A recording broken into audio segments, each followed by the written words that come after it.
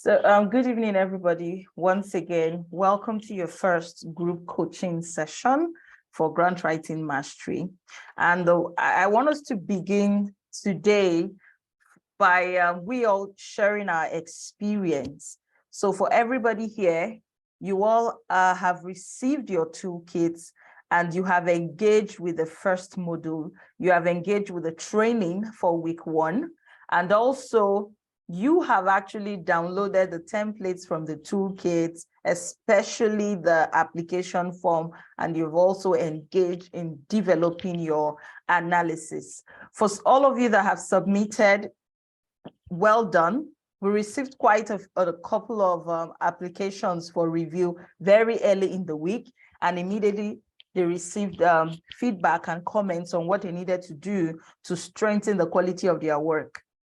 About 6 of you submitted today, and just like a few minutes ago.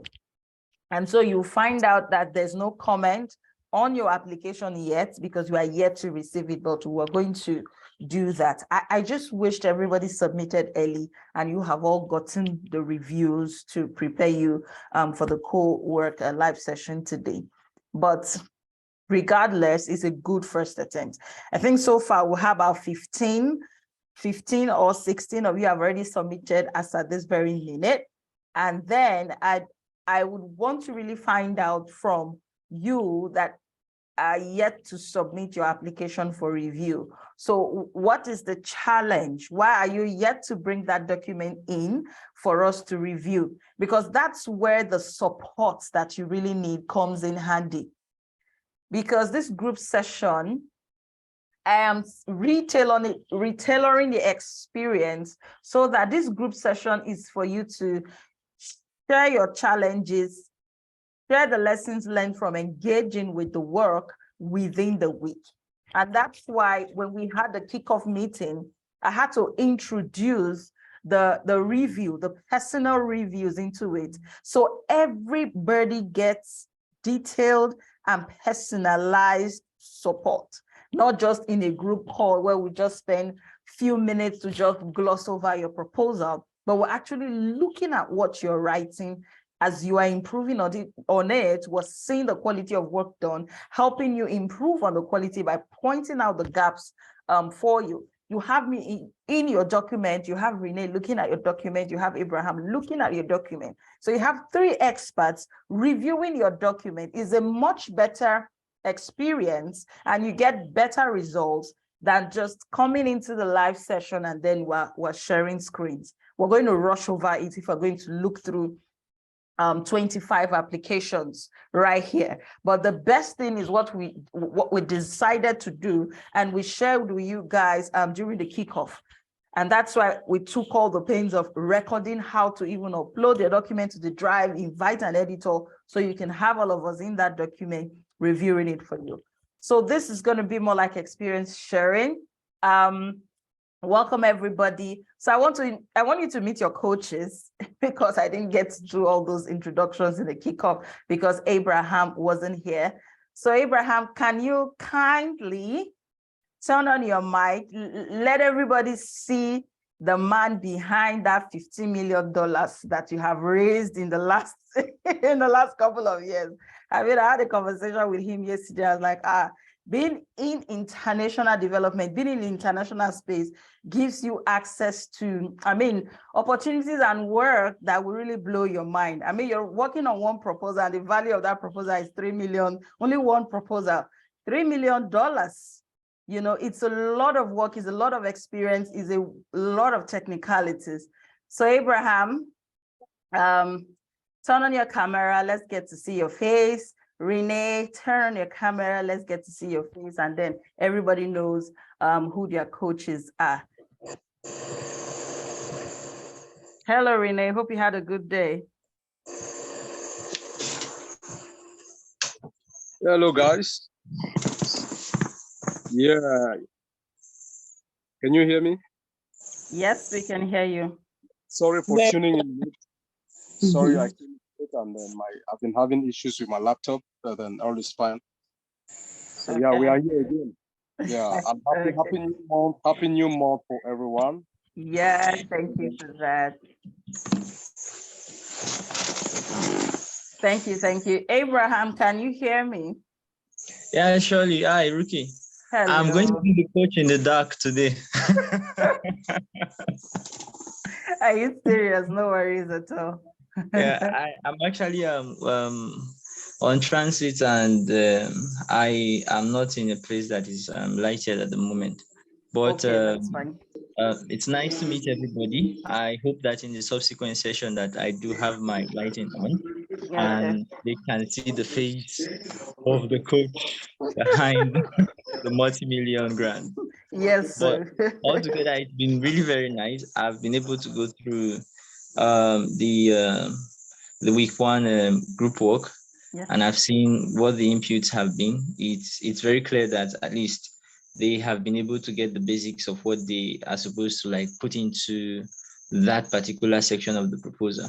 And yeah, it will really be very interesting for us to discuss, if possible, to discuss with a few of them to look at what the comments were, what were the strengths and the yeah, weaknesses of yeah. the respective inputs that they made. Yeah, yeah. We should be able to discuss a couple of them. Like I was saying earlier, actually the design I had in mind before the kickoff was, oh, we'll get in the live session. You know how we did it in 2021, Abraham, where we were looking at it live. But I just had to rethink it and say, instead, let us be in the document so that every line, we're going to go through every line, just like the donor would look at every single thing that you have put in that document and then assess if it is worthy of grants. So before they get their document in front of the real panel that would say a yes or a no, let's give them that experience. And that's why we have myself, Abraham, and Renee looking through your document. So not just only from my eyes, but from the perspective of Abraham and also Coach Renee. So you all are in for an experience. Renee, if you have just a few thoughts to share, and then would let the participants share their experience from engaging with the problem analysis for week one.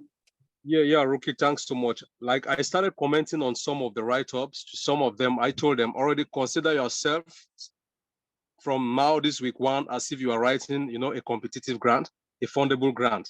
Yeah. You are all social entrepreneurs. Who is a social entrepreneur? A social entrepreneur is someone who sees a problem in a community, and then you want to propose a solution.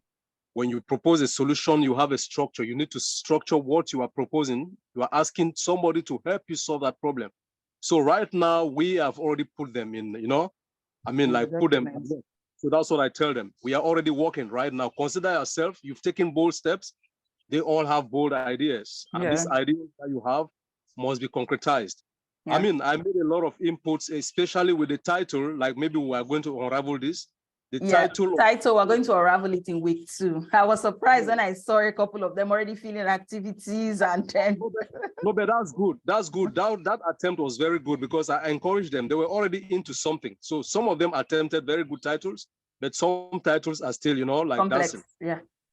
So what we are saying that we have already started work. And for me, I'm reviewing their applications as if we are already working. Yeah. And that's what I'm doing. So that they are already at work. They are on fire, like I said. So we are already on fire. Because they are already social entrepreneurs. They have a problem that they need, they are proposing a solution to 3 coaches. So consider us coaches as like the reviewers. Like we're already reviewing. Money, yeah. Yeah, that's what that's what I'm saying. Thank you so much, Renee. So that's the experience that I wanted to simulate, let them be under the same fire. I want you all to be under the same fire that you will experience when you see a grant you want to apply for, and then you have to turn in a competitive proposal. So for some of you that submitted early, you would see that you have my comments.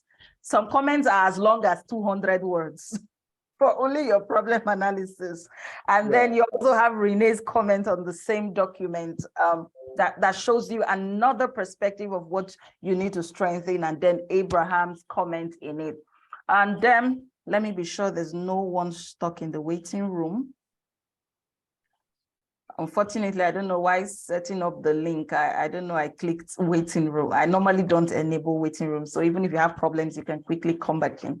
So at this moment, I want you all to share your experience from engaging with this first task, because you watched about an hour, 30 minutes masterclass on problem analysis, where you learned the different perspective from gathering information and the key factors at play in the community or the target location where you want to work.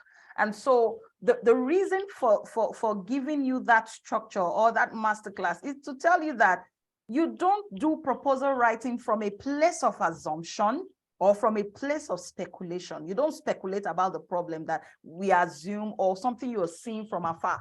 You need to engage with the population.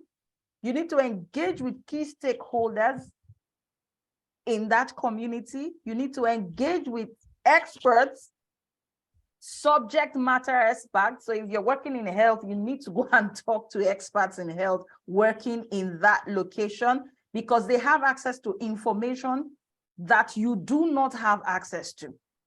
And then they can improve the quality of your discussion or the quality of your case that you are building for them to give you money to implement your solution.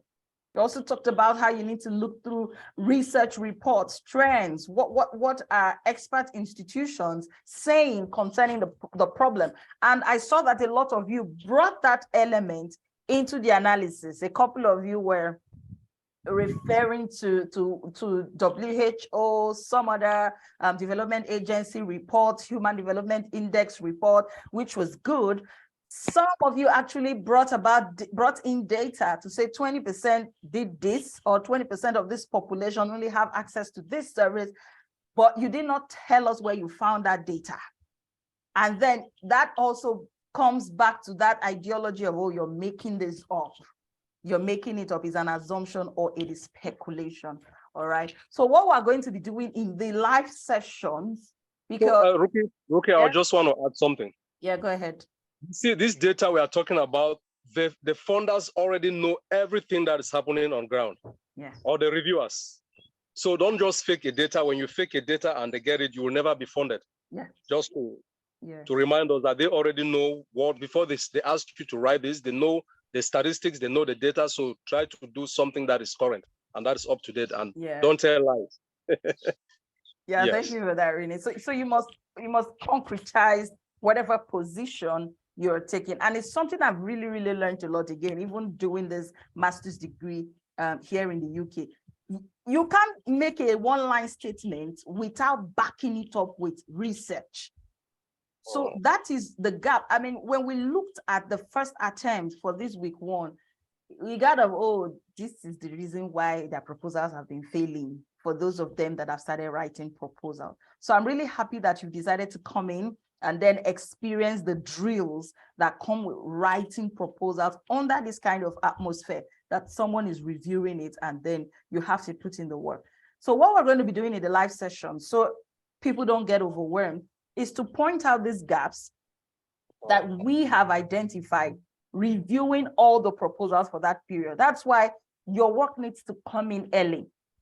So for today, those that submitted today, I couldn't really look at the document in detail to do anything. I just had to gloss through maybe one or two. That's because for 6 hours today, I was in training. So I was in training, I was in a business analysis class for 6 whole hours. And I'm even feeling the backache. So there's no way I could have looked at that proposal in detail like the ones I did yesterday, and then those that submitted as early as on Monday. So those have gotten the detailed feedback. But after this meeting, we're going to take a look. For some of you, my comment is not there, but you have Renee's comment already and Abraham's comment already. So in the live session, we're going to be focusing on, bringing out those gaps across board so that you pay attention to these areas as you're working through the proposal development process. And so you're going to be sharing your experience. What did you find out? Now you've engaged with week one, you've engaged with the masterclass, you've engaged with writing that analysis. What was the experience like for you? What did you find out as you were doing your analysis? And how do you think it helps in terms of designing on the project that you're proposing to the funder? And project design is what we're going to do next week. So the next stage is designing the solution. So for those of you that have not finished the analysis, that means you have a lot of work waiting for you in week 2. So I'm going to open the floor for you guys now. Come on in and then share your experience. So what I'll do, as the participants are showing on here, I'm just going to be calling your name like that for you to share your experience. So Abdurrahman Olarewaju, please share with us your engagement with the problem analysis section. What challenges did you experience? What new learnings have you discovered from doing analysis in this way that we have taught you?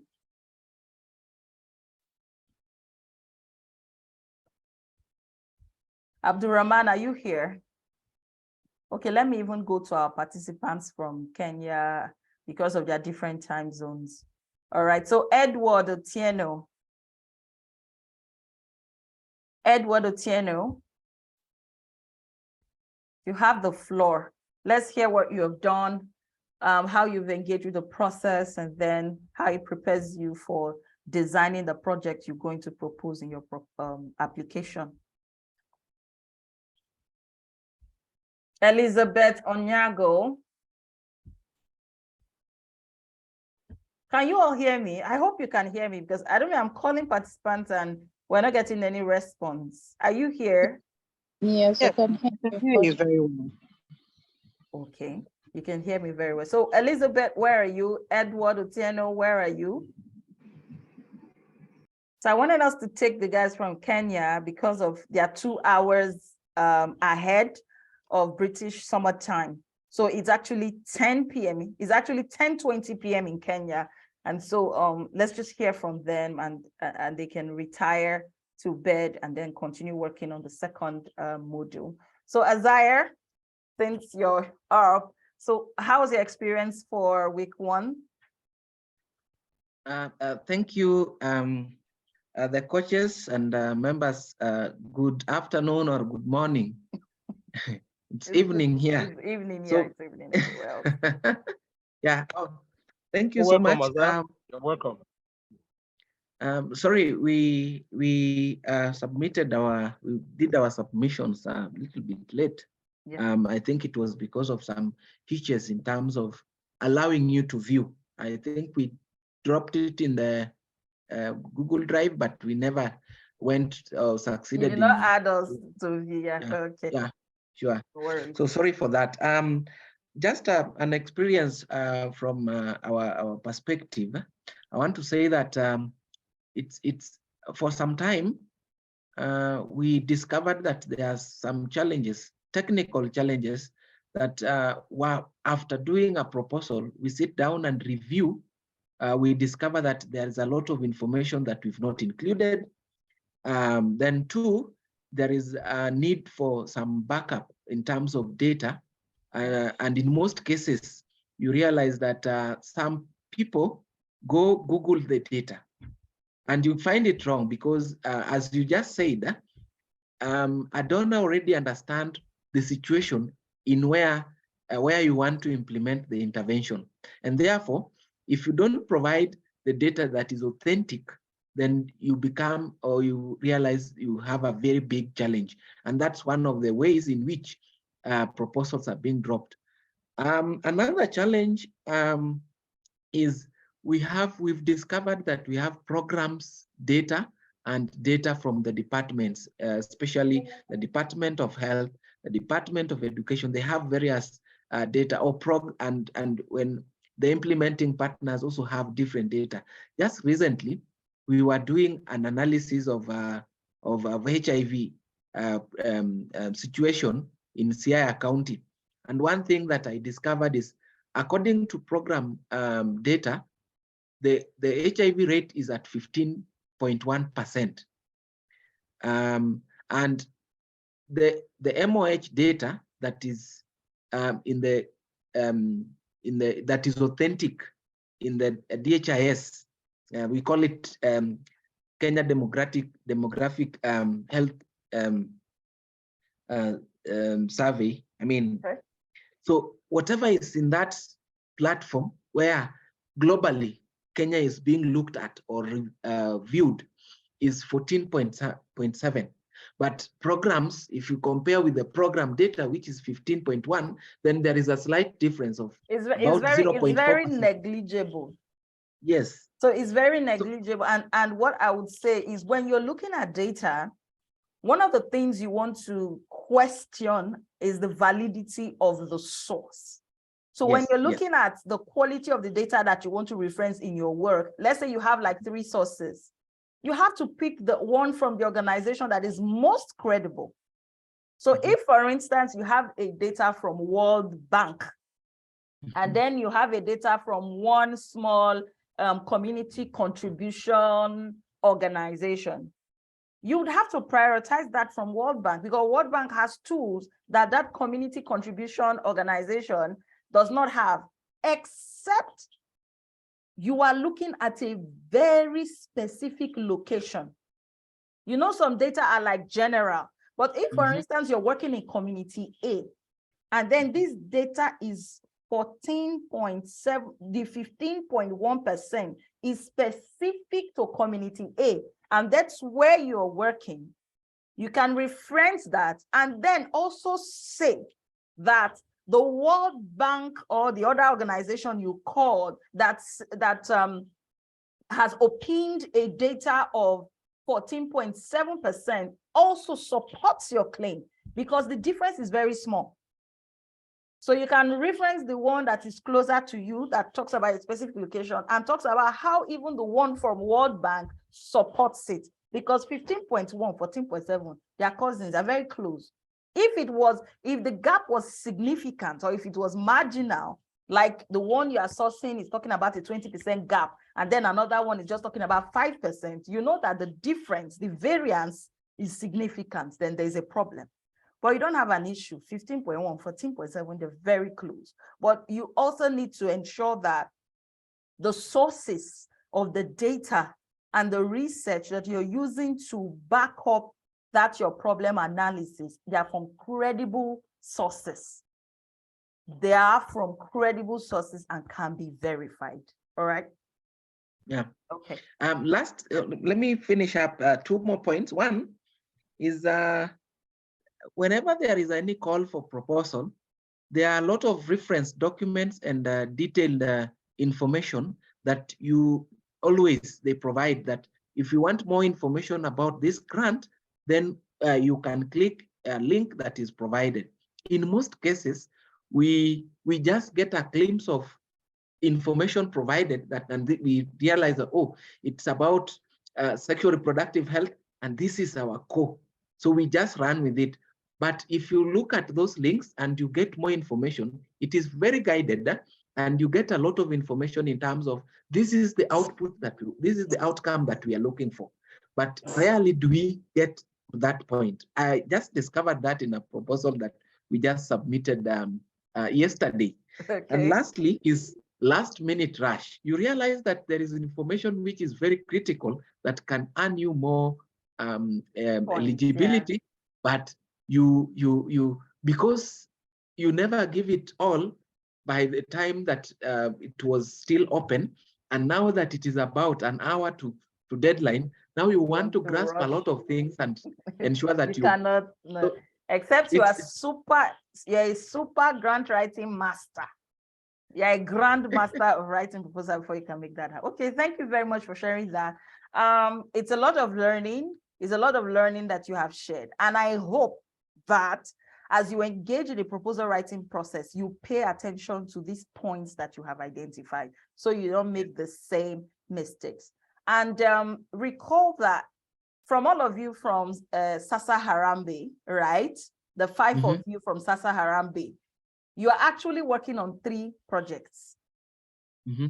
I hope you're aware. And so ensure that whatever you're writing, whoever they are, Carol, have grouped under the different projects, that is what you are working on, because you're going to submit that proposal. You're going to submit it at the end of the program.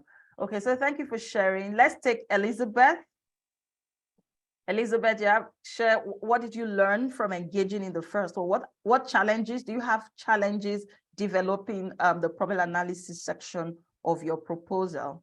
After Elizabeth, Edward, please prepare. I would just want to get done with everyone from Kenya and then we can face other participants. Elizabeth?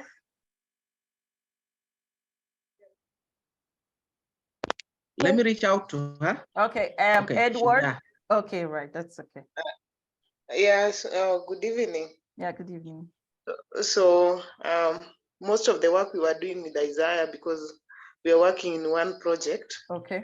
But what I can state out that sometimes the challenge of getting what the donor wants, like trying to reason with the donor, like what could be this that the donor might want. So that one again, it was a bit challenging because you have to reason up with the proposal to get, before you start writing what you want to write, you must have to know what does the donor want to achieve from this.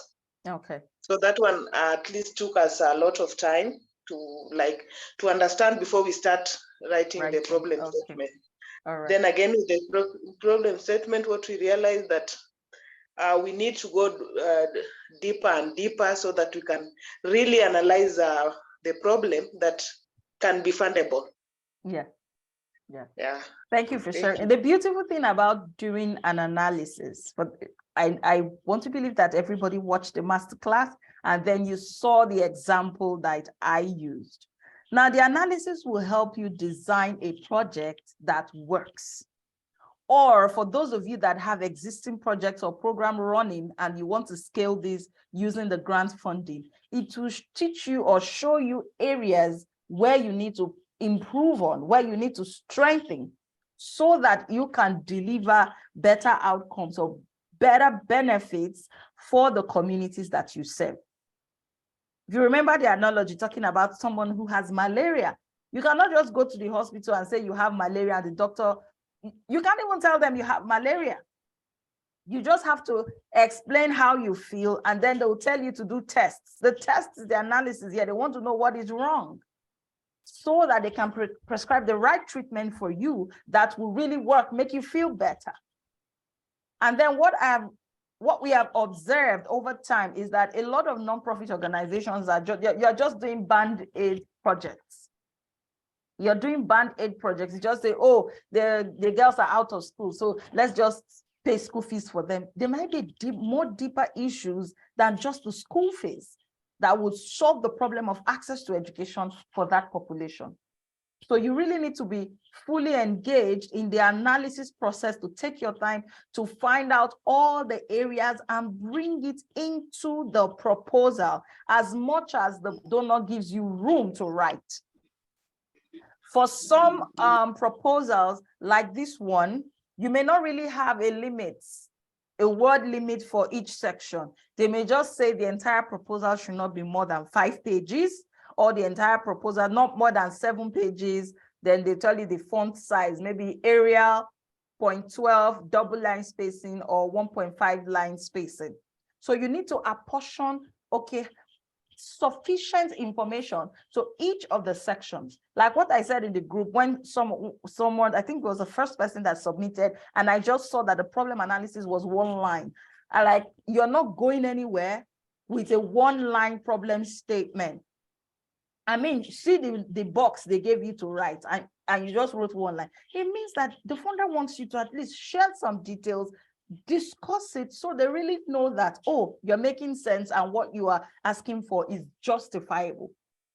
You are actually making a case. You are making a business case. Remember, in the onboarding workshop, I shared with you all that it's an investment that the donor is making. And for that money to be released, you need to convince the funder that this problem is critical. This problem has to be addressed. And the only way you'll be able to convince the funder is bringing these different issues, which you will not know until you do your problem analysis in depth. For some proposals, you may be allowed to write just 100 words or 1,000 characters. But in that 1,000 characters is just like 150 words or 120 words or 175 words. But within this window or within the boundary of just 150 words, you must touch on key drivers of that problem which will now link back to the activities you're telling them you want to run. The two must connect. And that's why week 1 is a problem analysis, which sets the foundation for week 2, where you'll be discussing your project objectives, the activities, and how the entire project will work to deliver impact. All right. So thank you for sharing, Isaiah and Elizabeth. We go on to take Edward. Hi. All right, Abraham, Yeah, I had something to just to mention for Elizabeth. Okay. With regards to her position on the fact that trying to like get to know what the donor wants to, like what the problem statement the donor is looking at funding, I just want to leave this one out there for her, as well as the other learners too. It's important for every organization not to punch above their weight. So when you're doing the problem analysis and then you are identifying root causes, you want to be very sure that the cause that you are looking to address is a root cause that falls in line with your organization expertise and your experience of work. Because if you propose a problem, you would want to solve a problem as a carpenter, you want to solve a problem in the medical field, no donor would fund you, irrespective of how qualitative your proposal is. So you want to be looking at, okay, what are the problems that this donor want to solve, and how aligned am I to any of this problem based on my operations and based on the programs I have implemented before. And I think this is one thing that kills many proposals that people submit, because they end up putting so much effort in writing proposals that they are not best placed to implement. So it might be a very qualitative proposal, but immediately another organization who is an expert in that particular field or solving that particular problem, immediately they propose a proposal that has even 75% of the same quality of write-up as yours. They get funded instead. Yeah. So it's something we should also keep in mind when looking at the root causes to focus our proposal or to build our proposal on. It should be something that we are best placed to solve. Yeah. Okay. So based on what he said, remember, Abraham, recall some 7 years ago when we were working on, most of the proposals we wrote at that stage, at that 7 years ago in GPD, were mostly peace building projects. Remember when we were pressurized to write a malaria eradication proposal? What happened? It was a colossal failure.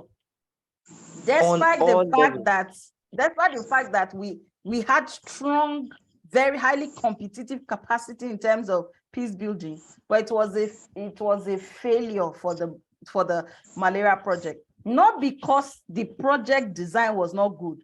Our capacity statement did not reflect expertise in that specific area.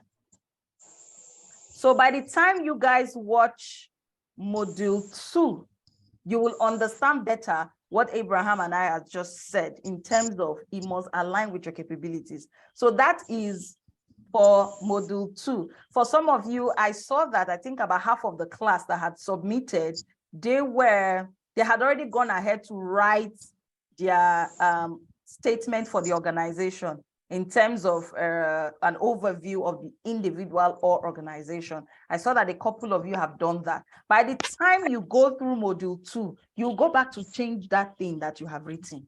I promise you that you will go back to change it, because some of you, what I read, you have painted the organization in a bad light, thinking that you will curry favor from the donor. But what you have done is to tell the funder wholehearted that you don't have capacity.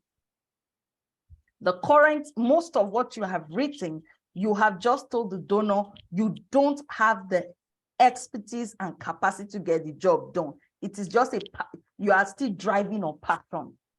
But when you go through module 2, for next week, you will go back and refine what you have written as your capacity statement. All right.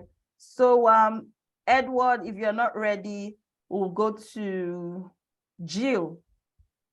Jill, you are up. What challenges did you face in developing your problem analysis? Are there areas where you need support? After Jim, we'll take Joachim. Hi. Hello. Okay, thank you for this opportunity. You're I welcome. am one of those who have not submitted my problem statement. I think Okay. one of the things I will work with Joaquin, but I think he'll submit. I've not asked him yet if he has submitted. I work in the agricultural program for Sasa Harambe. So Sarambe, yeah. Yeah, Okay. so we work with farmers in Western Kenya.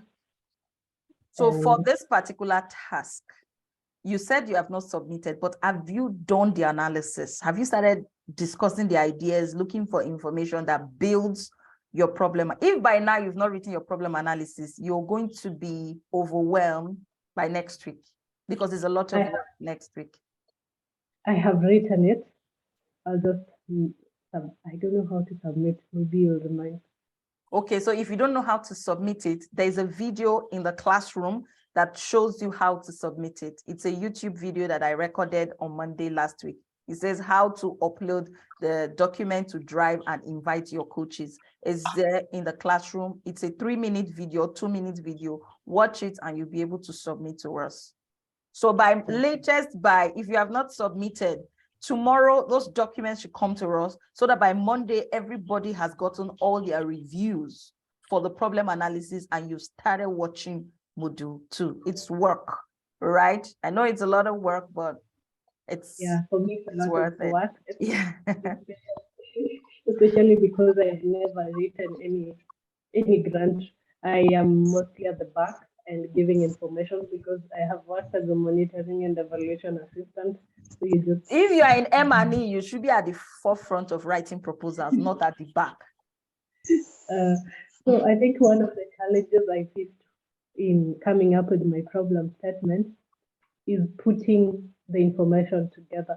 When I was looking at the module 1, it talks about the problem tree. There's a problem tree or Yeah, something that has main cause, and Yeah. then we have yeah, the roots and then the branches up Yeah. there. Yeah, it's one of the things I struggled to come up with, and turning it into something positive. I somehow lacked the words and also just forming the paragraph, but I was able to form the paragraph and come up with the words, but we did not get to 500. I think I am at 220. No, it's fine. It's fine. I appreciate the effort that you have put in because you said you have never written a proposal before. So it's actually a stretch. It's a stretch for everybody, for all of you. It's a stretch. Even for us coaches, we will need to review 25 proposals every week, 25 sections. So it's a lot of work on everybody. But the beautiful thing is that we are getting out of our comfort zone. And that is what needs to happen if you will be able to attract or access the funding that you need for your organization. And so for you in M&E, you should be at the forefront of writing proposals. Don't sit at the back. Because there's some perspective, because as an M&E person, you're tracking results, you're tracking change. Your job is to see, okay, how is what we are doing translating to change in the community? So you are even better positioned to design proposals. So it's a good thing that you're here. You've done 200 and something words analysis is good, but try to push yourself a bit more, at least get to 300, 350. Get to 300, Yeah. 350, because there are some proposals. There's one I wrote for a client. It was an Oxfam project sometime last year, one-on-one client, and then we applied for 48,000 euros, but it got approved for 40,000 euros. So each of the questions, we were mandated to supply information of 500 words. So you're writing about your organization's capacity, 500 words. You're writing about the problem, 500 words. You're writing about the objectives and activities, 500 words. About the monitoring and evaluation, 500. Sustainability, 500. And I had to push myself, push the team, and then we got it out, supply the strategic information for that project, and then luckily it was approved. The budget had to come down a bit, 40,000 euros. So use the space, provide sufficient information so that when you find yourself writing an application that requires elaborate narrative, you will survive, you will do well. And when you have the one that you have to just give 100 words, like an expression of interest, you are best positioned. So that is what we're looking at in this program. Whatever you face, you have the capacity to do good proposals. All right, so thank you for sharing that. And then I hope I'm not missing anybody from Kenya. Edward, you're up. This is the final time I'm going to call you up if you don't respond this time. After Edward, Emma, you're up. So what was your experience engaging with the problem analysis? What are you finding challenging or difficult? Okay, Edward, go ahead. I see your mic is open now. Immediately you finish, Emma, you go ahead. Yes, hello. Hello. Yeah, I was doing a project on epilepsy. Okay. Comprehensive care, a community-based rehab project approach. Okay. The main challenge that I got in my field, I am a medical professional and I work with persons with disabilities, and especially those suffering from epilepsy. Okay. There are so many from my area where I work, but now getting the correct data about persons with epilepsy around our place is quite a challenge.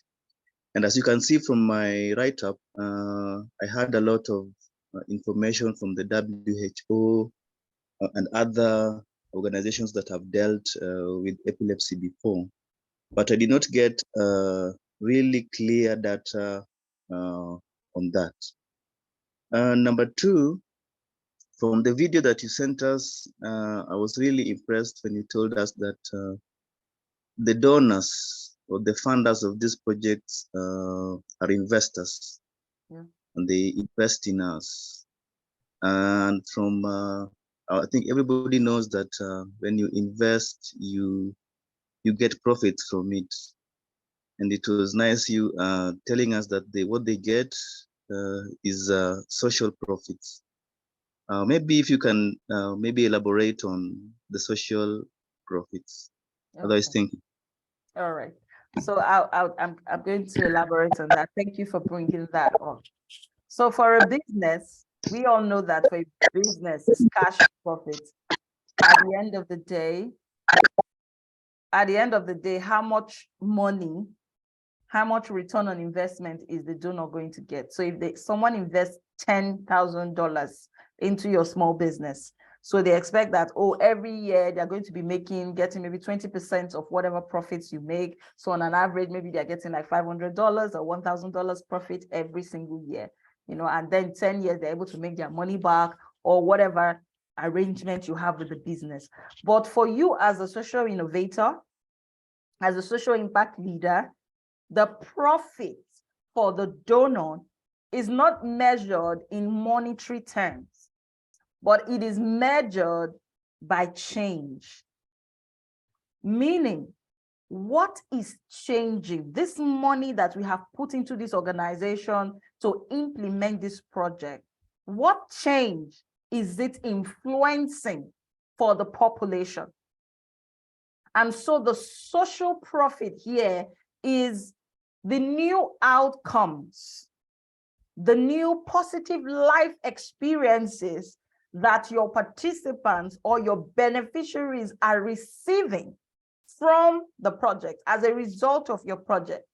If, for instance, your project now, if your project is a health project and the problem that you are addressing is access to quality healthcare for a specific population, maybe you have done your analysis and then you realize that the social infrastructure is inadequate, meaning there's a healthcare facility, but there are no beds. The healthcare workers, they are not trained, they don't have capacity, they are overwhelmed, and then there are no drugs and all of that, or community members don't even use that service because of a cultural ideology that, okay, they have to do tradomedicals or whatever. And then your project is to then facilitate or enhance the access to quality healthcare. So some of the things you're doing is to equip the local health facility, train community health workers to be able to attend to women and children. You're training them on specific healthcare practices so that by the time young mothers have access to these services within the healthcare facility, their well-being is improved. If that is what your project is about, the social profit here is now because you're looking at the ability of these young people to now access healthcare when the need arises. They can go to the health center, they get treated, they get drugs, and then their health is being improved. And also, before, the problem was that when women give birth to children, a greater proportion of those young babies die before they even get to 12 months old. So there is a high neonatal mortality or fatality rate in that community because of the inadequate access to healthcare. So you have done you're working on your project, enhancing the infrastructure, doing capacity building for healthcare providers. You have even engaged those that are working in the tradomedical sector in that community. You're teaching them, for instance, the traditional birth attendants. You have done capacity building programs for them so that they can imbibe more or improve healthcare practices, simple practices for hygiene, managing when women are hemorrhaging after birth, they are able to handle that. So at the end of the day, you are reducing the fatality rate for those new mothers. That is the social benefit. That is what the donor is getting. So the donor is not giving you a grant because you have come up with a project or because you're a nonprofit. It's not about you, but it's about the benefits that the population will experience. How tangible are these benefits? Are they clear, visible, undeniable? And you can actually quantify it. You can actually give more context to the benefit that the population is able to experience. So that is what social benefit or social profit is about. That's right. All right. And then, okay, I hope that. So just 1 second, okay? Yeah. So Edward, the donor is not getting back money from you, right? He's not getting back money. He's not asking you to give him back money because he has given you money. What the donor wants from you is that you have helped to impact upon that community. The reason for him giving you money, you have helped to solve that problem. For example, they can ask you as a social entrepreneur that what is the best moment, the happiest moment in your life, you Edward? You say, well, the happiest moment has been when I am able to impact the lives of people. That is how the donor feels. He feels that, okay, his money that he's given to you, you have been able to change something in a community. That is what he gets. That is the return on investment, or ROI. That is what he gets. Yeah. And so recall that change must be describable. For some of you, especially those of you that are working with young people, there's something you keep saying. You want women or young people to be a better version of themselves. What the hell does that mean? How do you describe better version of themselves in what regards? So sometimes your project title is very, very vague. So by the time we get into module 2, and then you see about the technicalities of designing a project and then coming up with your title and all of that, you need to move from the realm of that vague, fancy kind of project description and be more targeted, tangible, and specific.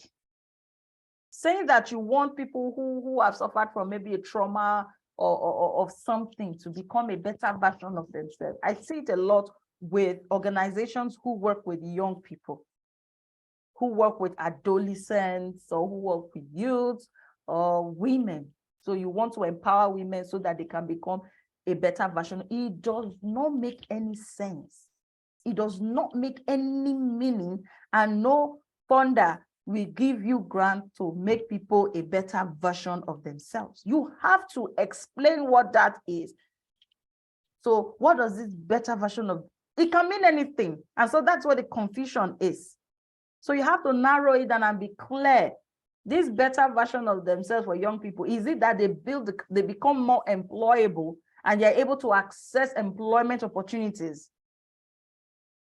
So does it mean that women will develop skills that will enable them start and grow viable small-scale businesses that become profitable, and then it will enhance their economic realities, or it will enhance their economic circumstances. That is another dimension of being better version of themselves. But when you just put it there that our organization will work with women and youth and to training so that they become a better version of themselves, you have not said anything. All right. So you need to be very clear what that change is. All right. So we'll go to Emma. Is there anybody else from Kenya that we've not dealt with? Yes. After Emma, anybody else? Who?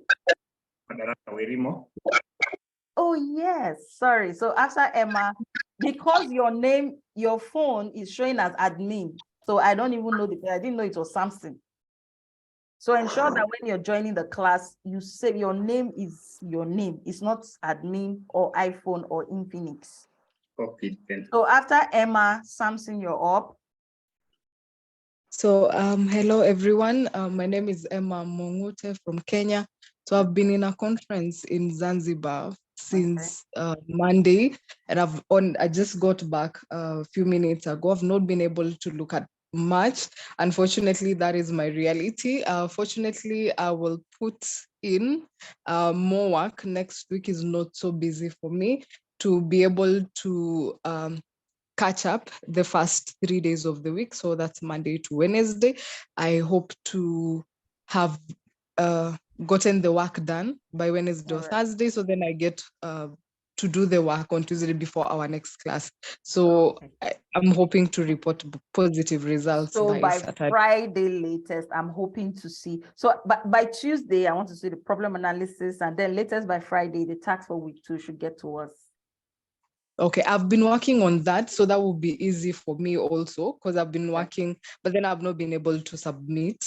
So yeah, Tuesday I will try my best. So ensure it comes in by Tuesday so it can be reviewed, and then you work on week 2. Week 2 is, people will see, it's tough work for you to do, because that's where you're talking about your objectives, your activities, how the project will work.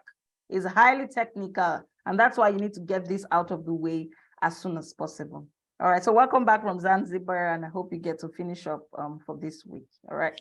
Also, Samson, what challenges did you experience as you were doing your analysis? What learnings, what did you learn? What aha moments did you have, and all of that? Well, good evening, everyone. Yeah, good evening. My name is Werimo Madaraka, Samson, as you had put it, really. Well, we are working on inadequate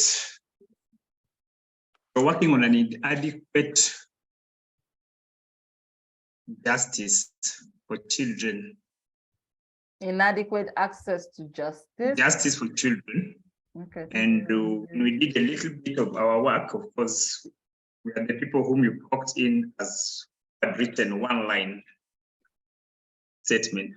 About the time that we were writing that line, of course, we were also trying to reach you online, as you had instructed us to do. So you poked into our work early enough. But then when we had put our pieces together, the moment you had put our pieces together, we were happy also for you to come in instantly and check whatever you have done, and actually you gave us directions. Okay. So thereafter, we had worked on those particular directions and are still waiting for your feedback after checking on our pieces of bricks that we put together. Well done. Well, it's good you confessed that you were the one that wrote one line. Yes. All right. So what we will do, the way we'll work is this. So when we have reviewed and we'll put in comment for what you need to strengthen, you then work on it and continue working on the task for week 2. So by the time we're reviewing for week 2, we're going to look at the analysis to ensure that you have done what we advised, what we recommended for you to do. Then we're going to review the second part of the proposal. So I was impressed when immediately I came back to see what you guys have done, and I saw the whole analysis on the document. But you saw the comments, what needed to happen, because we also observed in some other proposal. I think I wrote a note down that I wanted to talk about. And so it's about the opening of your analysis. So what I saw, it felt like you copied a portion of a research paper. And that was what I put in your comments. So it's as if people lifted a paragraph from a research paper to put in your proposal. It doesn't work that way. You know, you have to discuss it. You have to discuss what you have found in the community. And then this other kind of information is to support or validate your own observation about the problem, your experience working with that population. Because it's assumed that you are asking for this money because you're already working with this population. You're already trying to solve the problem. You need this money to do much more. It's not that it's now you want to try to understand the problem. And then you saw the comments where I mentioned you need to give more context about, you need to give us more insight about the context of violent extremism in that particular location, how it relates to these children that you're working with, and then before you connect it back to inadequate access to justice. Because I feel the analysis is not sitting on a background, it's just there, it's hanging in the air. It's hanging in the air. You have some good points here, but you have to show us the beginning. The beginning is missing. And then by the next review, we'll be able to see whether you're able to get that right. So Renee Abraham, what are your thoughts? Do you have anything for Samson's project? He's the one working on inadequate access to justice for children who are at risk and vulnerable to violent extremism. Sorry. Yeah, okay, Renee, you can go ahead. Yeah. Sorry. I was not able to see the comments. I sent my my proposal to Renee, but I wasn't able to see the comments that he made on it. Can you help me how I can be able to do that? Thank you. So Edward, for your proposal, actually I made some comments. It's unfortunate that you were not able to see that. The particularity with your project is that you will spend much time writing acronyms without spelling them out. Okay. So that is a very big issue, you know. I don't know why you didn't see that, because I took time to really write out so much on how you can deal with acronyms. So okay, I mean, Renee, maybe you page. will look at, yes, so both of you will refresh and see. I think it happened to when I was reviewing a document. So I didn't know that after typing it, I did not press send. And so when I closed my laptop, everything was gone. So I had to retype the comment for, I think it was Dr. Chinonso's proposal. So both of you look again. Edward, refresh your document to see that it's updated. And also Coach Renee, you refresh to see that from your end, what you have actually typed is showing. Yes, for Samson, yes. it looks like I looked at your title. Yeah. You have a good title, right? But it's incomplete. What do I mean by incomplete? No, you said strengthening, because I wrote it down. Let me just write what. Okay. Strengthening access to justice and counseling violence. And is it countering? Yes, countering violent extremism. And oh, that's it. Okay, good. So you said strengthening access to justice and countering violent extremism. That's a very good topic. Project, yeah. The question is where and for who? That's the title. Yeah. Okay, you are talking about all this for who? What's actually your target population? You are countering violent extremism for who and where? Yeah. So you just need to rework that. It's a very good title, but yeah, you need to rework. The project has a lot of prospects, and yeah. I'm happy that Abraham is here, you know, because Abraham, we are both peace builders. So Abraham is going to really help you, you know, for that project. So Abraham, I'm specifically dashing you Samson because he's doing work in your core area. In your core area, which is, you know, you spent a lot of years doing peace building and governance. So you have a lot of insights that he can really benefit from. So while all of us will review, You want to pay extra attention to projects that are within your subject, your matter domain, within your domain. Yeah. So he will benefit from your expertise in that project. Yeah, I think that's noted. Something nice to have you on board under my wing. Yeah. And just one thing to mention, you said, please remind me the title of your project again. Something about inadequate access to justice, encountering violent extremism. Inadequate access to justice, encountering violent extremism. That is the project title. Okay, in a very was actually saying that it is incomplete. Okay, so here's what we'll do. Have you seen his application? Did he invite you to the application?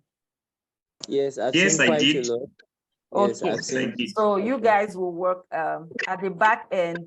You will just put additional comments, so we don't take too much time on that particular project. So what you have done is good. So you need to go back and ensure every comment, every recommendation that the reviewer has given to you, go back to that point. Because for me, I normally highlight the points and add the comment. Go and rework it. Go and do the work. Because what all of you are doing for this 5 weeks coaching program is to create a master proposal. From this master proposal, you'll be tweaking it for the different call for applications that you're going to be engaging with after your program. All right. So go back and ensure you're doing the work. If you've not finished your week 1, week 2 is a lot of work. So don't let these things pile up. All right. And then, is there any other person from Kenya? Yes, I'm here. Samson. I am here. Yeah, I think I've talked about your project, right? Not yet. Okay, so go ahead. Yeah, so I work with Jill. Okay. Yeah, so I promised to submit our work by tomorrow. Okay, Joachim. All right. Yeah, yes. There were just some activities that were so much that I could not do that. And actually, I submitted another grant proposal just on Friday. Okay. So that's what I was very busy working on. Okay, it's justified. And yeah, when I see a call for proposal, then I put myself in the shoes of a donor. So I assume that I am the donor. Okay. So I try to really think of what I'm going to write about, if it is something that can maybe convince somebody. Like maybe I might assume that somebody is coming to maybe ask me for 1,000 shillings to do a business. So I have to really understand what kind of business is this person going to do? How is it going to help him or her? So that's actually what I try to write, thinking in that way. Yeah, but then, so I learned that there has been something that I really missed when I do the problem statement. Okay. Yeah, because I don't give the justifications, or maybe we call them the links that this data is related to maybe a research on this year by these people. Okay. Yeah, so that is where I saw like there was the gaps. Yeah. Gaps. Okay. Yeah, so there was a gap there. Okay, so what we are expecting to see that when you finally turn in your application, by the time you invite us to review, submit to us by tomorrow, we want to see that element of supporting research that backs up your analysis to say, okay, this is what we have found out in the community, and then these are the supporting research for it. You just need to find a way to bring that element into your work. All right. Okay. So I would expect to see that once you submit, don't worry, it's going to be reviewed as they come in. So it's just for people that submitted today that I have not made a comment in your proposal. The comments will go in by Monday. All right. So anyone else from Kenya? I think we've gone through Kenya. Uganda.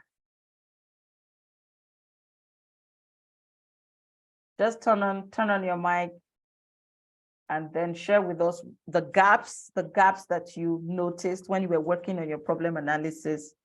And then you go ahead. I don't know, forgetting the name of the lady from Uganda.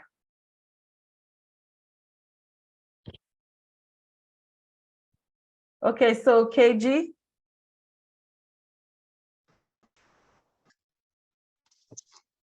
You were in here quite early. So... Yes, I'm still here. Good evening, everyone. Good evening. Sorry, I missed the session on Sunday last week. Unfortunately, I couldn't join. All right. Yeah, my experience, I have never written a grant before. Okay. A grant proposal before. And I have always run away from it, truth be told. So this time around, I watched the video. Most of the work that we have done, we have crowdfunded on social media. Okay. And we've got to that point that we think social media alone cannot sustain us to do the work we're doing. So I sit in this meeting wearing two caps. I also will like tell my story that I missed to tell last week.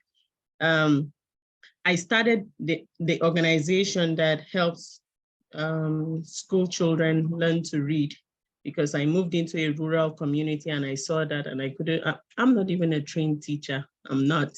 It's just from passion to how can I help these children and play my part. And then I truly didn't want to open an NGO. People pushed me to open one. And so I have always run away from this aspect of grant proposal writing. However, I watched the video and I've been trying to read up to before the course on how can one write a proposal. So I struggled, I will say the truth. I struggled, but I tried to do my part. I've seen the reviews, some of them I agree with, some I'm like, okay, so how do I wrap my head around this? I submitted yesterday, so I've gone through the review, but not in depth. So I'll be doing that to note what has been written. So I must say, Abraham, thank you. I see the comment. One of the questions that I had the question in my head, and then the first speaker, Isaiah, I think from Kenya, was talking about it, and that's data validity. For me, basically, because of crowdfunding, you're appealing to people's conscience or even their logic for them to give. So I approached the proposal that I did for Clear Aid Foundation on the premise of just tell the story.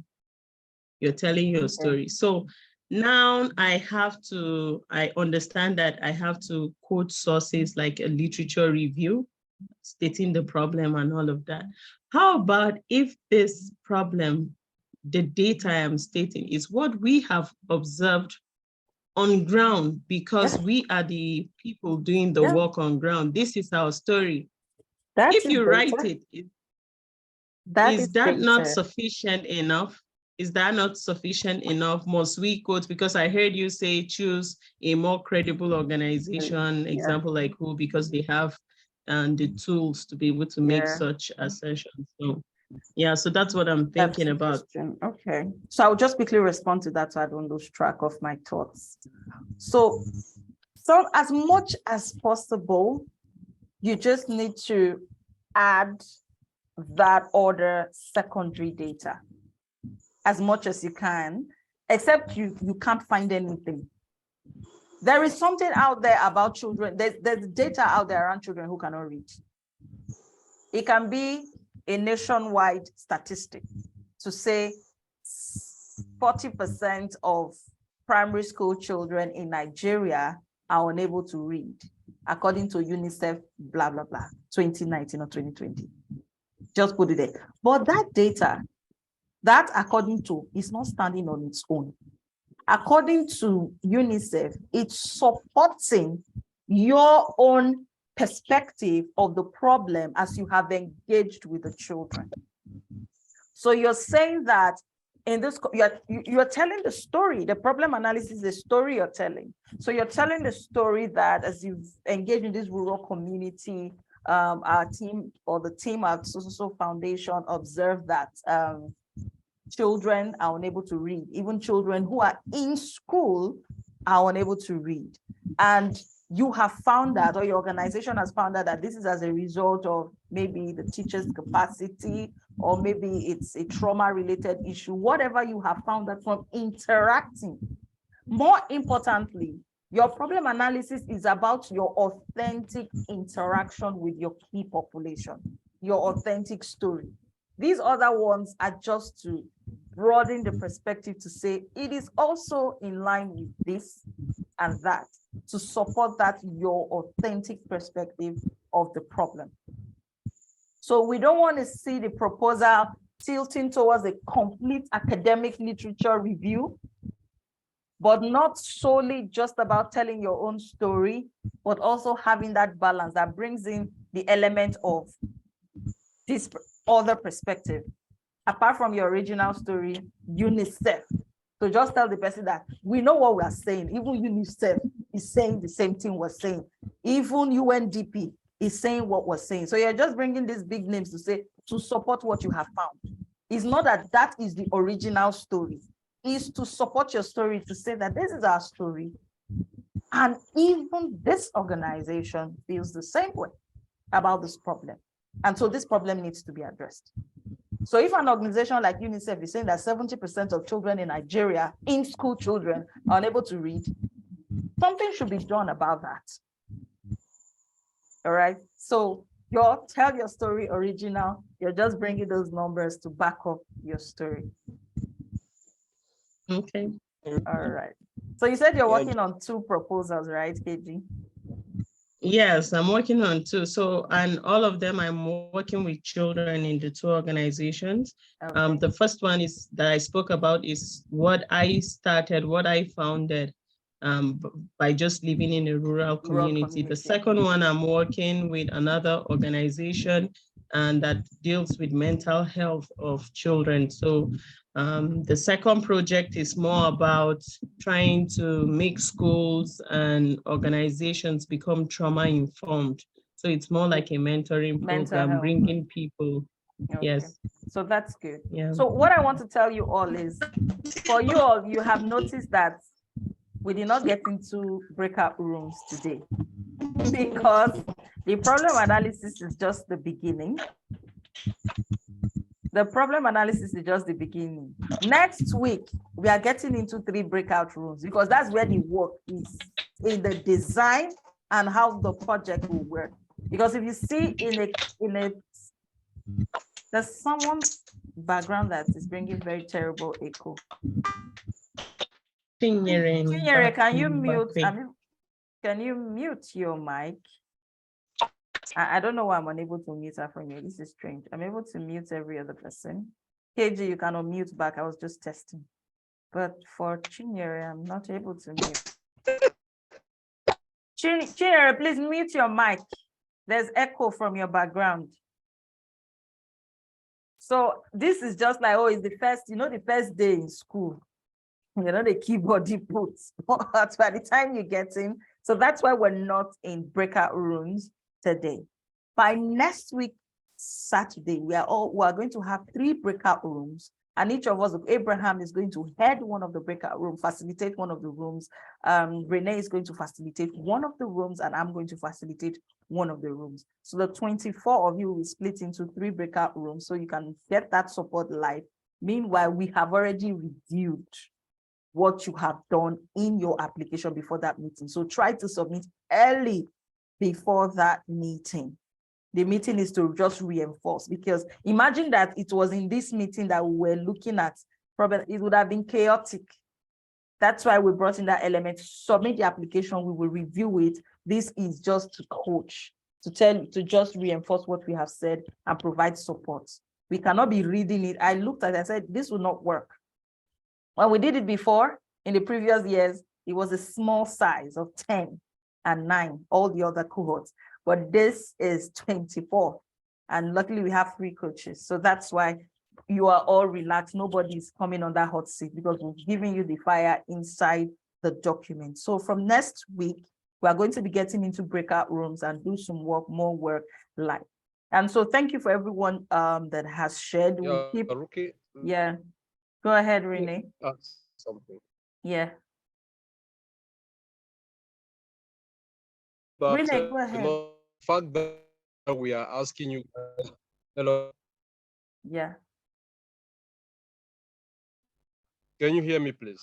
We can hear you now. Connection issues. Yeah, we can hear you now. We can hear you Okay. now. So I was saying that the fact that we are asking, I mean, everybody to, I mean, it's a way of trying to make you talk because you can, you know, to speak in public. We are giving you that to express yourself. Yeah. Very best is a very because times Your connection is not good Yeah, we have enough. seen it. It's breaking. Oh. The sound is, maybe you want to I think I have internet issues. log out and log back in. Yeah. Log back and log back in. Yeah. All right. So this week, so when Renee comes back in, he will continue. This week sets the foundation for your project design. If you look at the application, there's a section that talks about your objective and your activities, which some of you have filled already, but you will go back and rework it by the time you go through the class on project design and narrative writing. Also, there's another section that talks about how the project will work, project methods, meaning that's where you're now going to explain the working. How will the project deliver the outcomes for the population? So we're going to train so number of women. The training is going to cover ABC, and then the essence of this training is to be able to enhance the capacity of the women to be able to do this. Thereafter, we're going to provide access and linkages to markets, which would give the opportunity of these women to have access to more clients, new markets, increase their revenue, and then profitability. So you're going to explain how your objectives, the activities you're doing, how it's going to work in real life to deliver the outcomes, which is in week 2. So there was not even need to rush into it, because by the time you watch the class for week 2, you'll be able to get a clearer direction on even the activities. Some of you, the activities will change. By the time you finish your week 2 design, the week 2 training video, the activities you have selected will change. The way you have framed your objective are going to change. All right. So, Abraham, yeah. Yeah, just to keep the same line of thought as you. Yeah. I would really want to discourage the learners from attempting other sections of the proposal. Yeah. Because it takes away valuable time that they would have spent to actually improve the quality of the writing where they need to be working on. So you find that quite a lot of information or inputs have actually gone in there, but because their attention was not concentrated on where they need to be making input based on what they have learned, that they have spent less time and delivered less quality. Yeah. So it a strong thing to note for those who are still on the call. Yeah. If the week 1 or week 2 assignment is to do this section of the proposal, please focus only that one. Yes, and get a very one.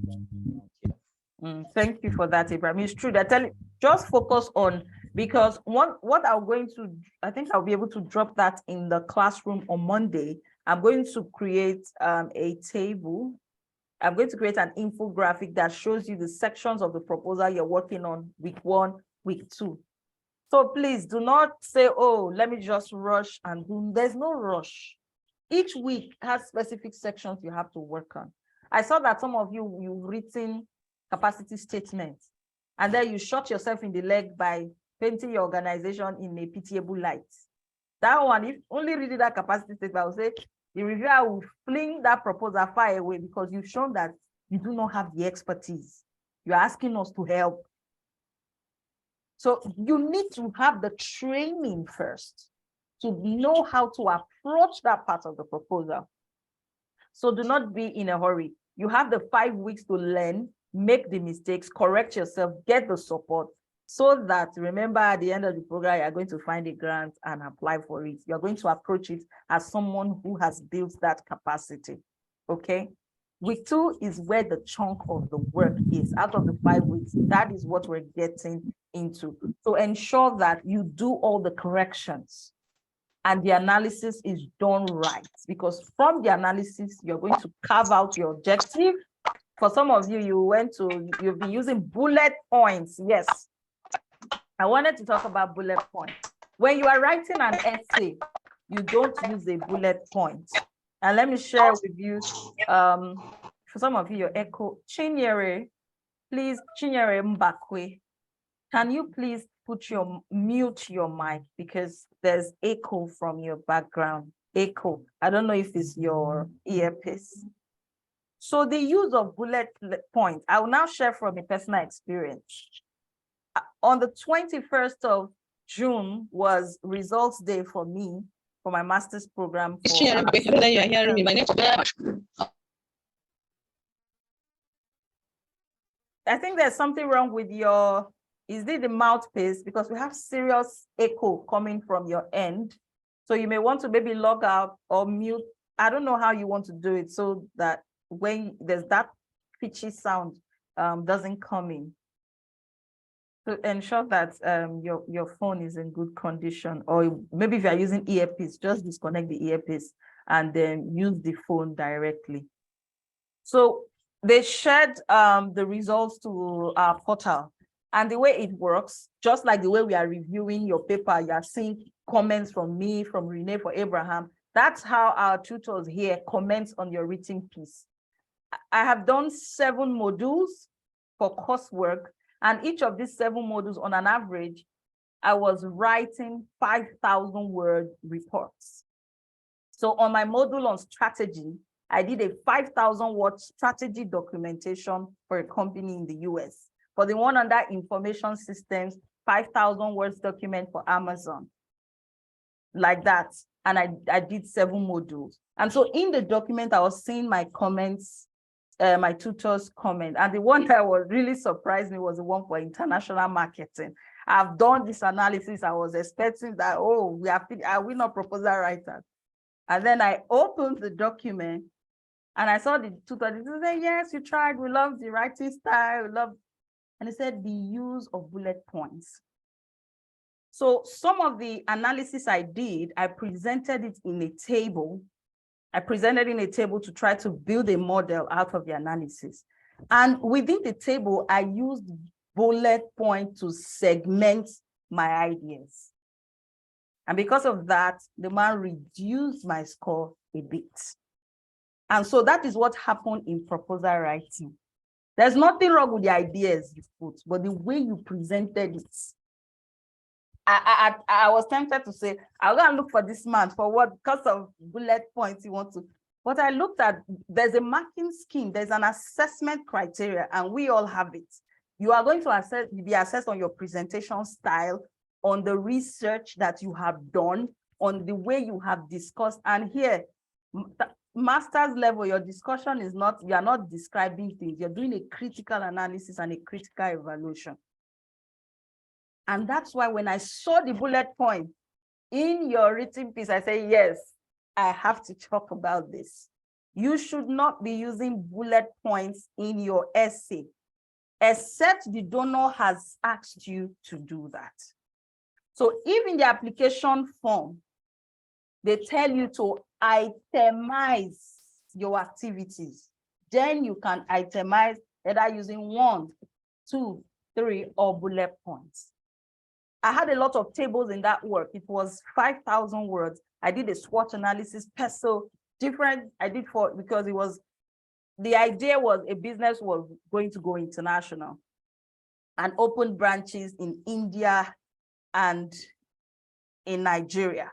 So we had to do analysis and then advise the company on how best to enter these places. The ideas were sound, but what brought my marks down? I used bullet points to segment some of my ideas in the table. And I was trying to justify, so this man cannot be merciful enough and say, that you already like the idea, your problem is bullet point.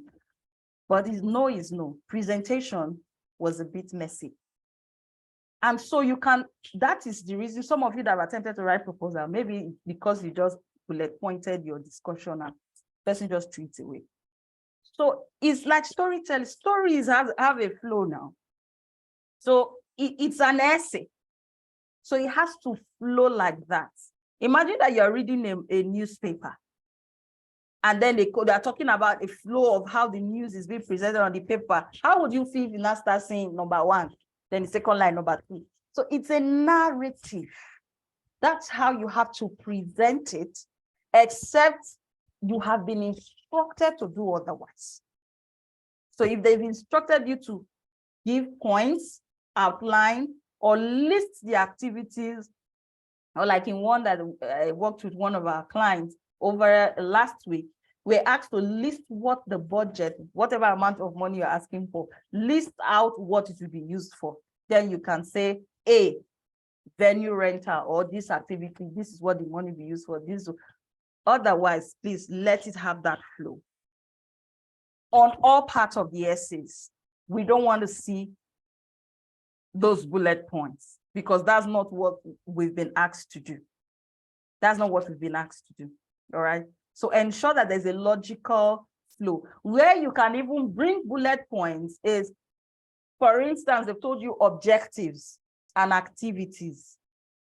Because you have to break, because the activities are different component activities. Maybe there's a training activity, there's an outreach activity. That's where you can bring bullet points to segment each of the activities. But in your problem analysis, don't put that bullet point in there. Under objectives and analysis, after you discussed you've talked about the objectives and all of that, then under activities, you can now say, okay, activity one, maybe it's a community outreach. You will put the community outreach, then discuss what that community outreach is about and go to the next one like that. So how we present our ideas matters a whole lot. And something else I wanted to talk about, this is specifically targeted at Mitchell. Mitchell Lane, are you in here? Yes, Mitchell is here. Mitchell from Cameroon. Yes. So I just did a scan through. I don't have, you won't see my comment yet. Few minutes to the meeting, I'll just running through the document. And I just wanted to bring your attention to something so that you can work on that even before we come into the document. And then I'm saying that you're talking about accountability. You're talking about governance. Let me look at my notes again. You're talking about democratic governance. And then you're talking about supply chain. So I'm trying to understand how does the role of CSOs in supply chain strengthen democratic governance? So you need to bring more clarity. If not, I'm saying that there's a disconnect in where you're coming from. What is the connection between supply chain issues and democratic governance and stability? That's the first question. I will run through all of the second one. Is the supply chain that you're talking about, is it within the public sector? Are you talking about the supply of services, goods and services within the public sector, which is under the purview of government institutions like ministries and government agencies? Or you're talking about private sector? At a point, you talked about, you now went off to agriculture and you were now talking about conflict. How inadequate engagement of stakeholders will lead to conflict. I see that you are trying to bring in a lot of ideas, different things into one project. Okay. So provide that clarity. Where exactly are you coming from? Because I don't understand it at all. Okay. Like I said, my context is different. Our organization works with a supply chain to help them to have different supply chains in the agricultural and mining sector. We work over 16 value chains to help them to come into harmony with the environment and their social context, that is social responsible sourcing policies. So in so doing, we work with their actors in these various value chains. And one of the actors are communities. Other actors, we have CSOs. But now the CSOs, because these multinationals that we work with, they have a lot of problems with the communities and with what they are doing, because of we have problems of land tenure, we have problems of human rights. So CSOs get to attack them, not knowing fully well that these companies also have their own problems. They are putting a lot of money and they are trying to meet up with what they are gaining from the investment they have made. So when these CSOs get to attack them, some CSOs like local CSOs, they attack these companies with, but they don't have up-to-date data. So what we mostly do is that we train them in order to make constructive advocacy towards these organizations, because we want everyone to be in a win-win situation. So where are you? Because I'm seeing many stakeholder groups in this divide. You are for the multinational companies.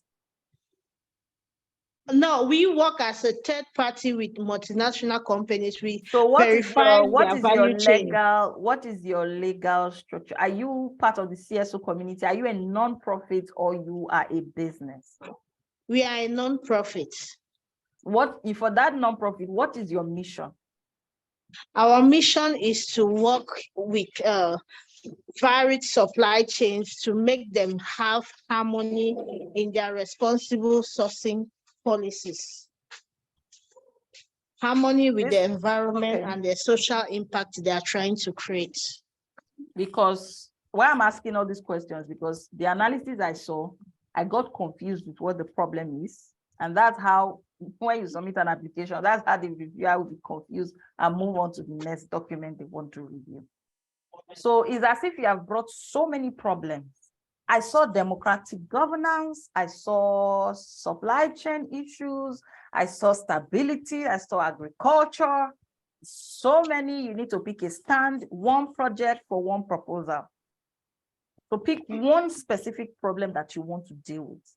Are you talking about the capacity of CSOs to constructively engage with others?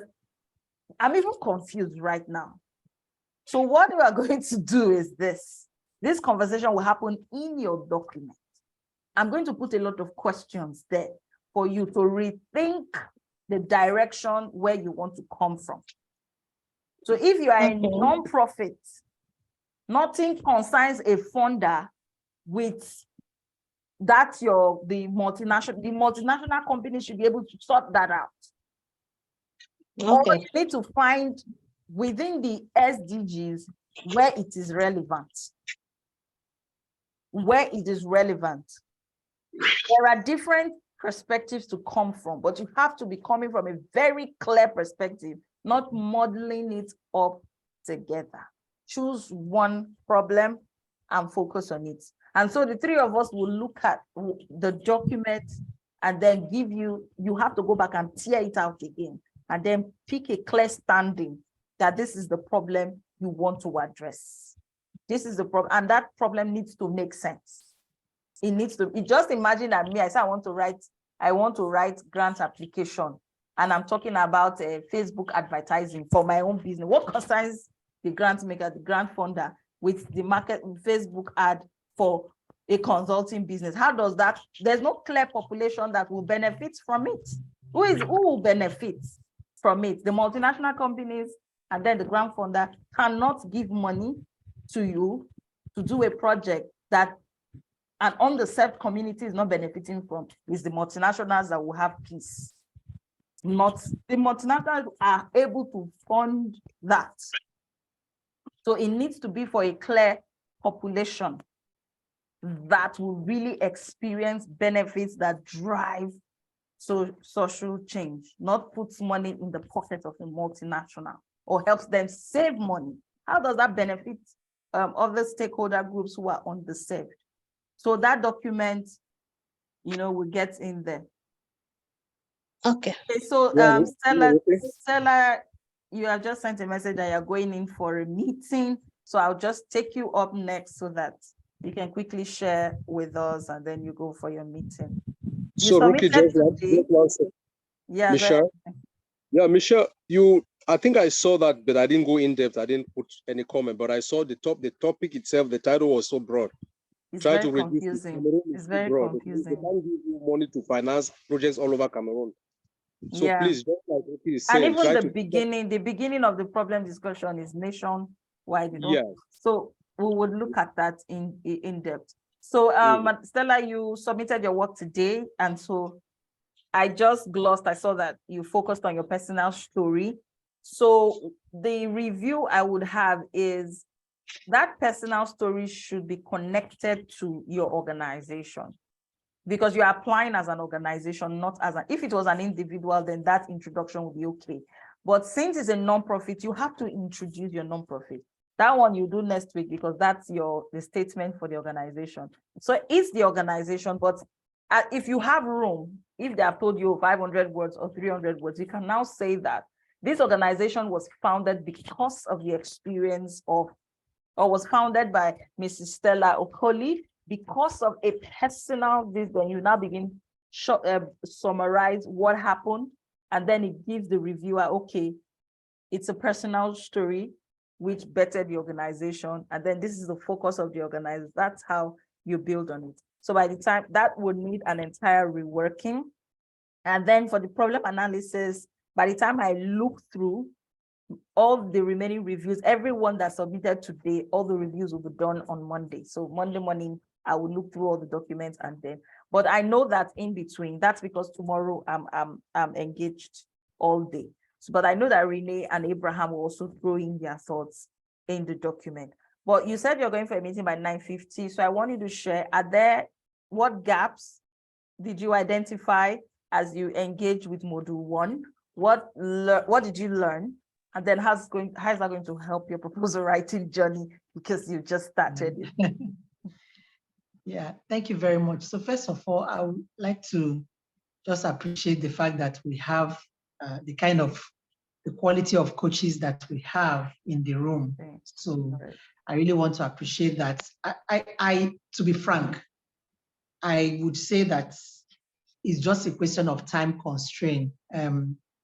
I've done a few courses with you. I know what I should do to a large extent. I just have to get my mind to think outside the current work that I do, which is basically risk analysis, back to development, and then back to mental health, which is a place that I'm new to. I have some personal experience, but the personal experience has to be presented in a way that is statistically relevant, and the language also. I've lost a bit of language over time. So to be frank, I watched that video, like the masterclass, I watched it like 3 times. In fairness, I haven't reviewed any of the toolkit materials that I downloaded, but I told myself that I'm not going to give Rookie any excuse. I must submit something. I must put a stick in the ground, even if it sounds like a poem. But let me just put something, because I'm serious now. I was happy when you reached out to me. Yes. Well done. Well done. That's what I can say. I will just go back. I'm not listening. It's as if I was writing a poem from what you need to tweak it again. It's nice, but you need to tweak it. Now that you're rushing for your meeting, my happiness is the way we design the program is to force you to work. Yes. You must work. If not, you know that it's not just in watching. It's not today we started training now. Only the workshop doesn't work. You need to be in an environment where you execute, because knowledge without implementation is 0 results. So you can have that's the problem with our continent. We have a lot of knowledgeable people, and the gap is translating it to action, to do something that creates results. And so that's why we're forcing you people to do it within the 5 weeks. At the end of the 5 weeks, you have your master proposal in your hand. That's the idea. All right, so enjoy your night. Thank you so For much. those of you that we have reviewed, if you want to say good night, it's nice, good night. But I will encourage you to stay back, because week 2, that is where the work is. Okay, so now I want to take people who we have not reviewed, because we have responded to a lot of documents. So by now, if we have not responded to your document, we don't have any comment, because if you observe, is what we said in the document that we're now saying in the live meeting. So if we have not commented on your application, can you please put up, use the hand raise button, so we can give you the opportunity to share, and then we'll just give you guidance on, refocusing. Okay, so if we have not put a comment on your application, because I think about 16 or 17 of you have submitted.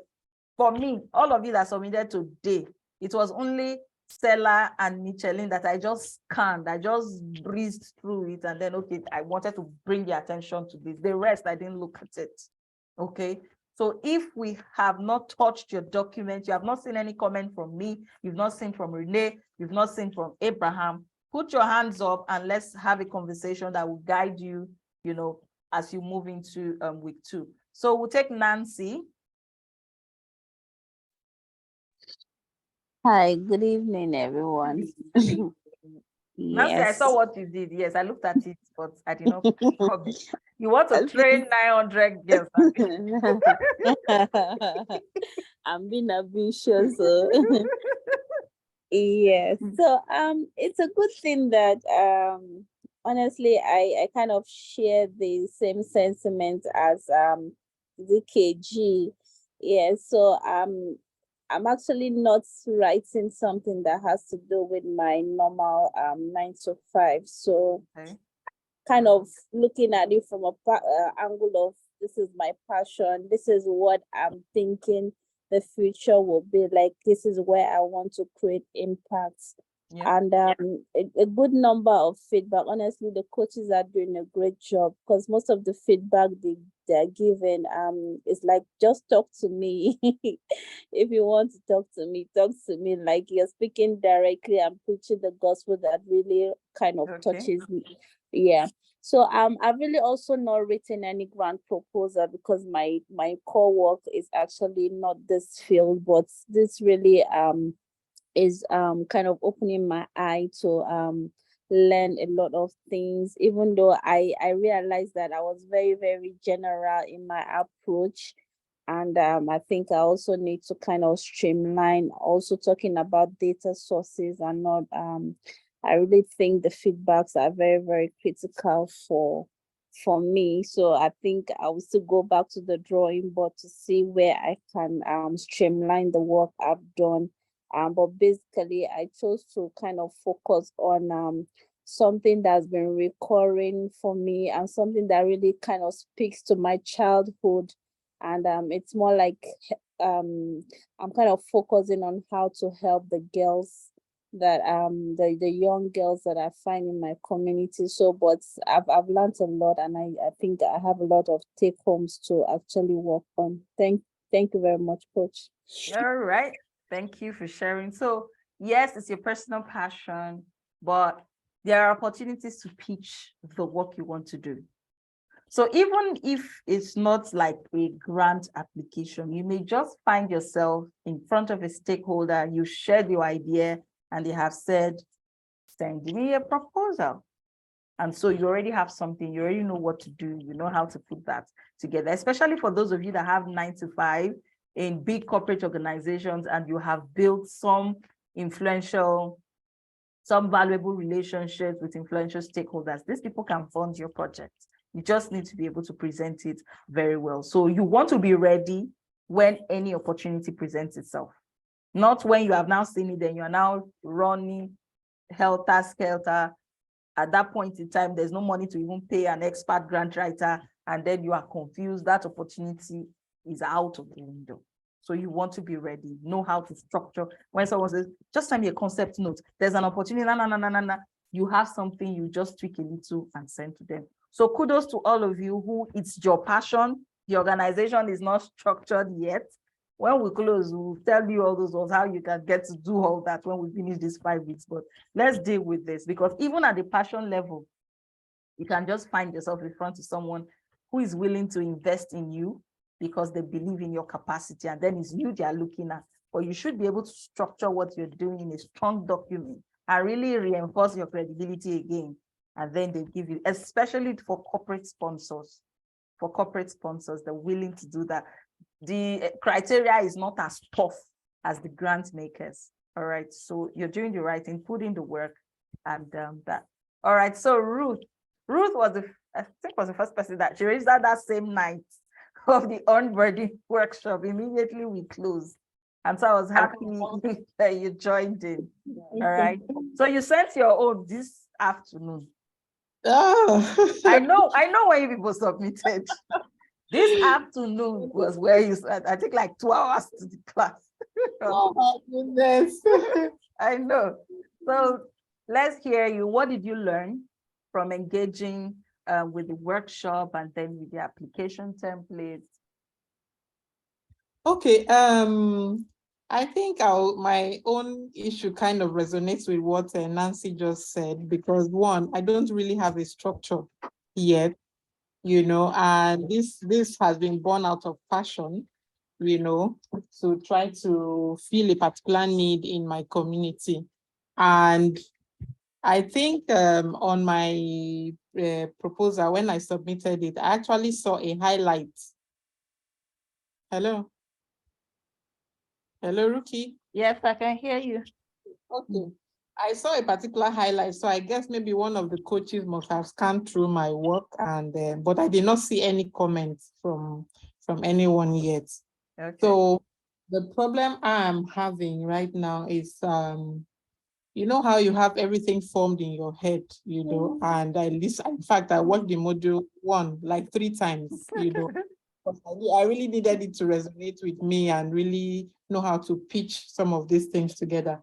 But because I've had experience working with 1 or 2 persons or 1 or 2 NGOs, it was quite easy for me to be able to put up something.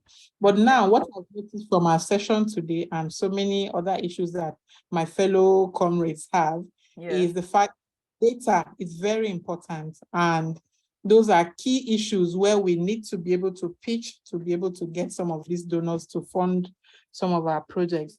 And I would like to know, like for me, agriculture is a special area where it's not like I plan to be there, but because the nature of my work, I've been people from Cameroon and Nigeria and all of that. So I saw a particular need in a certain area, and I felt like, okay, let me see how I can fill that need.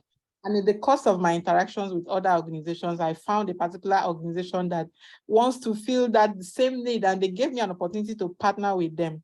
But because I don't have the experience and I don't have a proper structure, I just felt like the program was really ideal for me to be able to get my feet on the ground before I can do something very serious with them. But for now, we're still working in the background and trying to see how we can piece 1 or 2 things together. So I'll really welcome input based on maybe your. Get it. Yeah, agriculture is a very good thematic area, especially when you're also working with developing a population in terms of the economic capacity. I remember our conversation. We had a long talk some weeks ago. So it's a good tool to actually use to empower that population, because it's also something they're familiar with. It's just to enhance the process, bring in innovation into the way they engage with the practice or with the profession, and then make it profitable for them. And so it will work. So one thing I like about this grant writing mastery is, even if it's just at the idea phase, it helps you pulls the idea from your head. Of course. So even if, the nonprofit is not even registered yet, but it's just the passion. This is the population you want to work with. This is the gap you've identified. So whatever idea you have in your head, brings it out, distills it, and synthesizes it into a project document that can help you pitch, that can help you engage. And that's the beginning. So you have something concrete, and from then you can begin to build on it. All right, so thank you for sharing, Ruth. We'll look at the document by Monday. At least you see our 3 comments later in the document.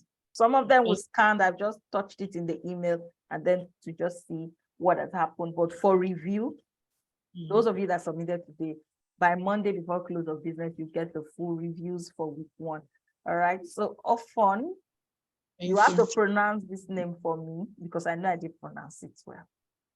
No, you tried. Okay. Good evening, Ma. Yeah, good evening. My name is Ofombuk. Okay. I think Umo is simple. Umo is simple, yes. Okay. I would like to appreciate you first for putting up this class for us. I had to borrow money to attend this class. Wow. I did not want to miss this particular one. I wanted to ask you, to chat you up to ask you when the next one will come up. But I just said, let me go on with it because I don't know if when you are calling for the next one, I will actually have time. But it happened that my schoolwork is just coming in volumes at the same time with this one. I did not really have time, but that's the reason I'm saying I submitted mine this morning, and the work was not that comprehensive. So a lot of things I've already learned from the feedback in the class. Yeah. This is actually my first time. We have always been working with passion. I've served on this platform for the past 12 years. Are you serious? Yes. You've been running with passion for 12 years. Yes. I did not know my strategy. left from right to run NGO. I've been looking for NGO to work with, to even learn, to have experience, but I couldn't find anyone after graduation. So you have stayed for too long on this mood. 12 years. It's too long. Yeah, I just registered last year. I did not have money. We can no longer hear you. Okay, yeah. Yes. So I have learned so much from the class. In fact, yesterday when I was listening to the video on the what donors want, the donors interest and community needs, I was just shouting, wow, looking at that tree toolkit and the objective tree. I had to start looking at what I used to put down before. So I even discussed with one of my lecturers. I was like, is that not what I taught you in in your statistics? That is situation analysis. Yes. Yeah, that is situation analysis that is being shown to you in this form. But the way it is, I believe you understand this one now. I said yes. So I sent this thing. I just picked one aspect of what I want to do. Okay. That is prevalence of hypertension among women in rural communities. In fact, this afternoon, I had to pick up one of the outreaches, the temporary cards we normally give to during outreaches, because there is a work my lecturer gave me. So we want to use it for presentation.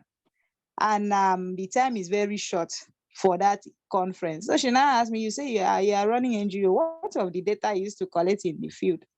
And I told her that for the particular one, I did not record it. Okay, I think I have something on just 2 aspects of this thing you're asking for.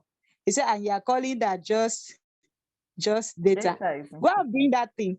I have been copying data since 11:30 till I rush down to just come and attend. So I've not even checked where, if any of the coaches have worked on my documents, because I'm just running No, down for your from own, I've village not. to come and join, No, I've to not. come and attend this program. So I've I not. was overwhelmed, and most of the things I'm even putting down to submit there, by the time I went to copy this data, I now noticed that I had so much to use in writing this, and I did not You know. see? So Being yes, resourceful, some of you forgot my email. Being resourceful as a nonprofit, you see what I was saying in that email. I sent an email, was it yesterday, Friday, either Friday or Thursday. Being resourceful as a nonprofit leader. I even did a video on it on Instagram. Being resourceful. You have a lot on your hand. You just don't know what to do with it. You've been doing a lot of work. You've not been writing the reports. For some of you, you've written the reports, but you've not been bringing it into your strategy. Nothing. All the right. only report I used to write to the ministry, whether if I inform them that we are doing projects. That one is invitation So I did not know that not that one, report. what I had was enough to do so much for us out here. When you write your report, or when you look at what is data, the information you're collecting, see, as you engage with the community and someone tells you that, oh, for instance, every time, okay, let's take conflict, for instance. There was a time we were doing a research in a community, and they said that, I want to put more context to it, that they are no longer able to go to their farms. That for them to go to their farms, they have to pay these headers. The headers, that the extremist headers, they have to pay them money. That's data. That's data that you can use to feed into advocacy. That data can feed into your radio and your TV dialogues. That data can feed into having a stakeholder summit where you bring the stakeholders together, and then they are putting their foot on the ground through a communique to say, this is what we would do as so agency. This is what we do as a agency. You need to know how to use data. Data is raw gold. And that's why I forced people in that first video, you have to bring it in. Just imagine what you're sharing. You have been copying data. Now you are saying relevant information that will enhance the quality of your proposal. When you're doing your project, your interactions with the community, the information, this is what intelligence gathering. Intelligence gathering. Yeah, I have those ones. I keep them. It's going to feed into that proposal. What you're getting from the community is going to feed into your problem analysis and whatever you're designing. All right. For some of you that have been like someone like Ebenezer, if you recall, I think some 2 months ago when we're having the academic clinic session, and I asked people, everything people say in the academy, it's intelligence for me. It's intelligence for me. I take it back and then do my analysis, reflect on it. And that's why you're saying grant writing mastery had to come back. And he came back with tweaks, with a difference. Because I built in the feedback I had gotten from past clients, people that have not even trained with me. When I'm in the Facebook group, I do one short survey. Everything, I just try to make sense of it and build it back into whatever we're offering to you guys. That's how it is for your proposal writing, and then for your project. You keep engaging with these young girls, and the young girls are telling you that their elder brothers are not allowing them to go to school. Their elder brothers are pushing them to marry. That is data you cannot play with. Or you keep hearing the women telling you that, for a year, we know they do so. For those of you who are from Delta, you understand my tongue. No, they do like that for a year. That is data you cannot play with. It comes back into your advocacy campaigns. It comes back into the training. Because they're not they do so for a year. You have to train them, teach them, and say, this is how to break that barrier. Back in the field, when I was doing my conflict project, every time the women will say, no, they cannot, no, the men, they cannot talk to the men. We have to bring two of them together and start doing training. Training is not supposed to be so formal. In the community, just sitting with people in a round table, you are teaching them, you're already training them. As long as you're giving them new information that will guide them to make better informed choices and decisions for their lives. You have trained them. Just under the mango tree, having conversations with them, sharing insights with them. So if you play with those simple things that are coming from your target population, that's why your proposal will be very weak. So that's why that training video told you different perspectives where you need to gather this information from. You have to engage with the population, hear them. All right, so Coach Renee has to leave. He said he needs to attend to one or two things. Thank you for being here, and we appreciate that. So there's a question, how is such data saved? Does that mean it should be recorded and saved in files? That's why you need to be writing your reports. And that's, you need to start approaching what you do as a project. And then there's a lot of documentation that goes on in projects. So when you have a project, so if you see now in your toolkit, I uploaded an activity report and a project progress report. Every activity you do. Okay, this meeting we're having this night, if I was working, if it was under a non-profit, it's because it's my business, and then I'm more like the figurehead, and it's not at that point yet where I need to be writing activity reports. Although 2 days ago, I wrote an SOP, a standard operating procedure for bringing grant writing mastery to you guys. I developed the process flow. So if this was to be a project, after this meeting, I will develop an activity report. I'll develop an activity report for this first week 1 grant writing mastery train, this particular coaching session. I will write an activity report. That activity report will contain the attendance, everybody that was in attendance. It will capture what KG said, what the perspective Elizabeth said, what Samson said, what Ruth said, what Sheung said, though I've not heard Sheung's voice. It's going to capture everything, because at the end of the period, monitoring and evaluation from time to time will look at this activity report and begin to pick out trends from them and develop an intelligent report that will feed into proposal writing, that will feed into media campaigns. This thing is not play. The non-profit work is not just charity and passion. It's real business. It's a business.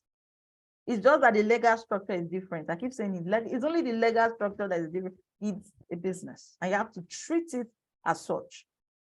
I run a consulting business, but I had to spend time yesterday, and I wrote out the SOP for how I get people to hear about what I do, how I now bring them to whatever. I had to map it out. All right. For those of you, for those of you in Kenya, it's past midnight. All right. And so before, especially for those of you in Kenya, week 2, this is what you should do. Though the classroom is there, I'm going to put the information again. Finish up the corrections that you need to make for the first week. Do those corrections. Watch the training for week 2, the training video. Make sure you watch it completely. And then these are the sections of the application that you need to work with. For week 2, you will find out that in the toolkit, you have a log frame. You have a logical framework, you have the work plan, you have the M&E. For week 2, you're working on only the log frame from that particular document. And by the time you watch the training for week 2, you will understand why I said do the log frame. Although the donor has not asked you to do the log frame, but the log frame will help you answer some of the sections of that application as we go on. So for week 2, you will develop the log frame for your project after you have watched the class. And then you are going to write your project activity section. For some of you have already written it, you will need to improve on what you have done. So you're going to write your project activity section and your program methods and design section. That's why I told you week 2 is where the work is. So do the reviews, do all the corrections you need to do for week 1. Watch the masterclass for module 2. Do your log frame, your project activity section, and your program methods and design section. Finish up and then leave a comment for us to review. Or you just send us a message or reply again, invite us to. I think how that document works, you've already added us as editors, but when you leave a comment, maybe on that section, you just leave a comment to say, kindly review, we will get an email to know that you've done the work. And so we'll come in, look into the document and review for you. Next week is not going to be like what we have done today, where everybody's one room. We're getting into breakout rooms next week. That's because week 2 is very, very technical. If you think week 1 was technical, then brace up for week 2. Week 2 is really technical, but the training video, we broke it down. It's really simplified for you to understand the technicalities of designing a project. And so what you're working on, do your log frame, write the project activities section, and do your program methods and design section. Send us a message to review on time.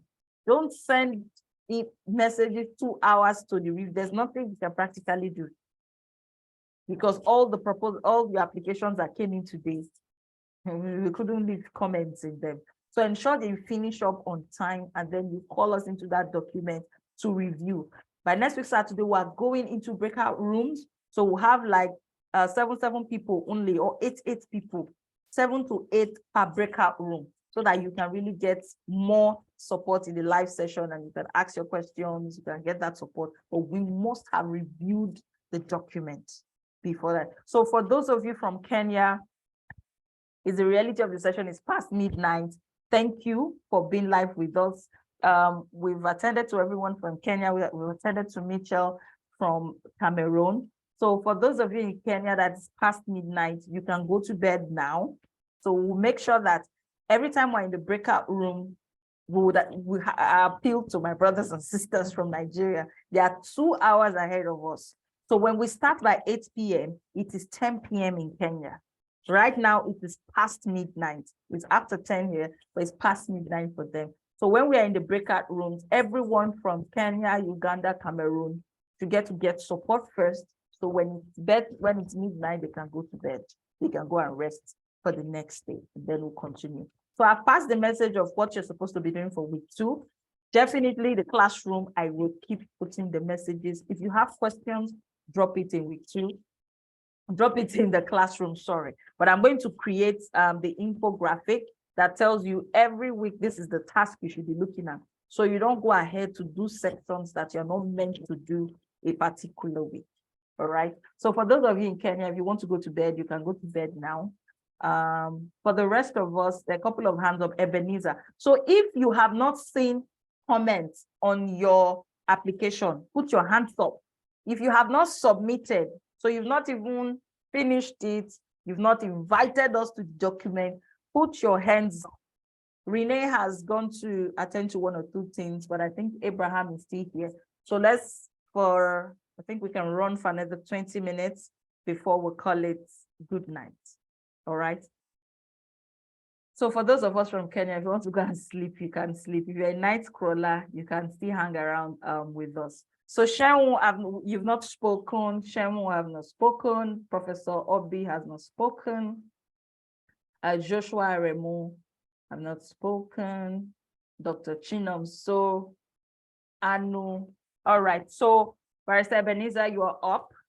So if you've not shared your thoughts with us tonight, please just put your hands up so we can then call you orderly, and then we can wrap up for tonight. It's pretty late. So Barrister Ebenezer, yeah. Okay, good evening, everyone. Good evening. Thank you, Coach Ruke and your team. Thank you, everyone. It has been a today. As ever, each time I sit under you, I learn one thing.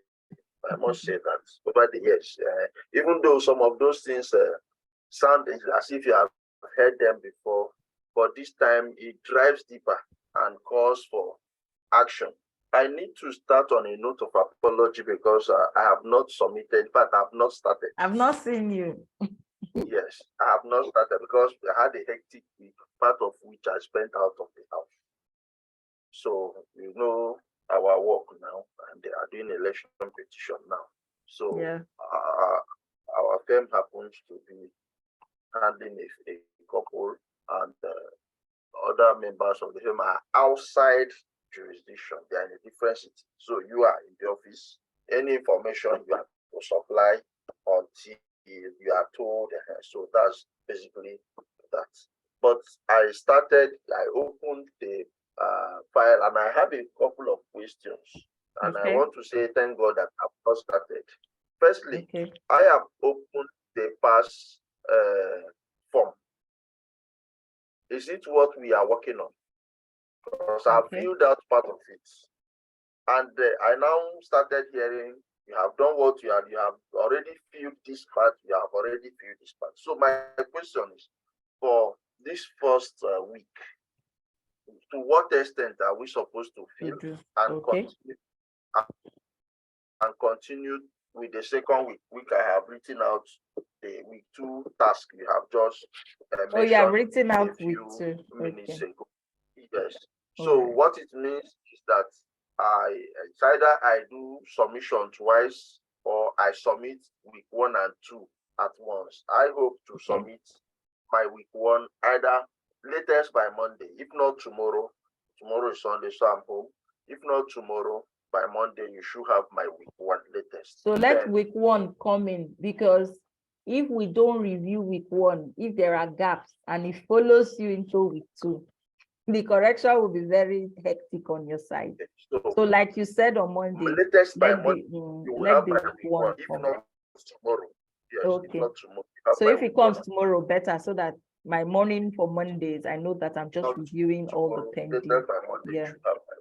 Okay. I'm going to do, while this class was going on, I was writing an activity report. I'm using the form you sent. Praise God. Yes, yes. So I'm sending it to you. If you send the report to me, you will pay.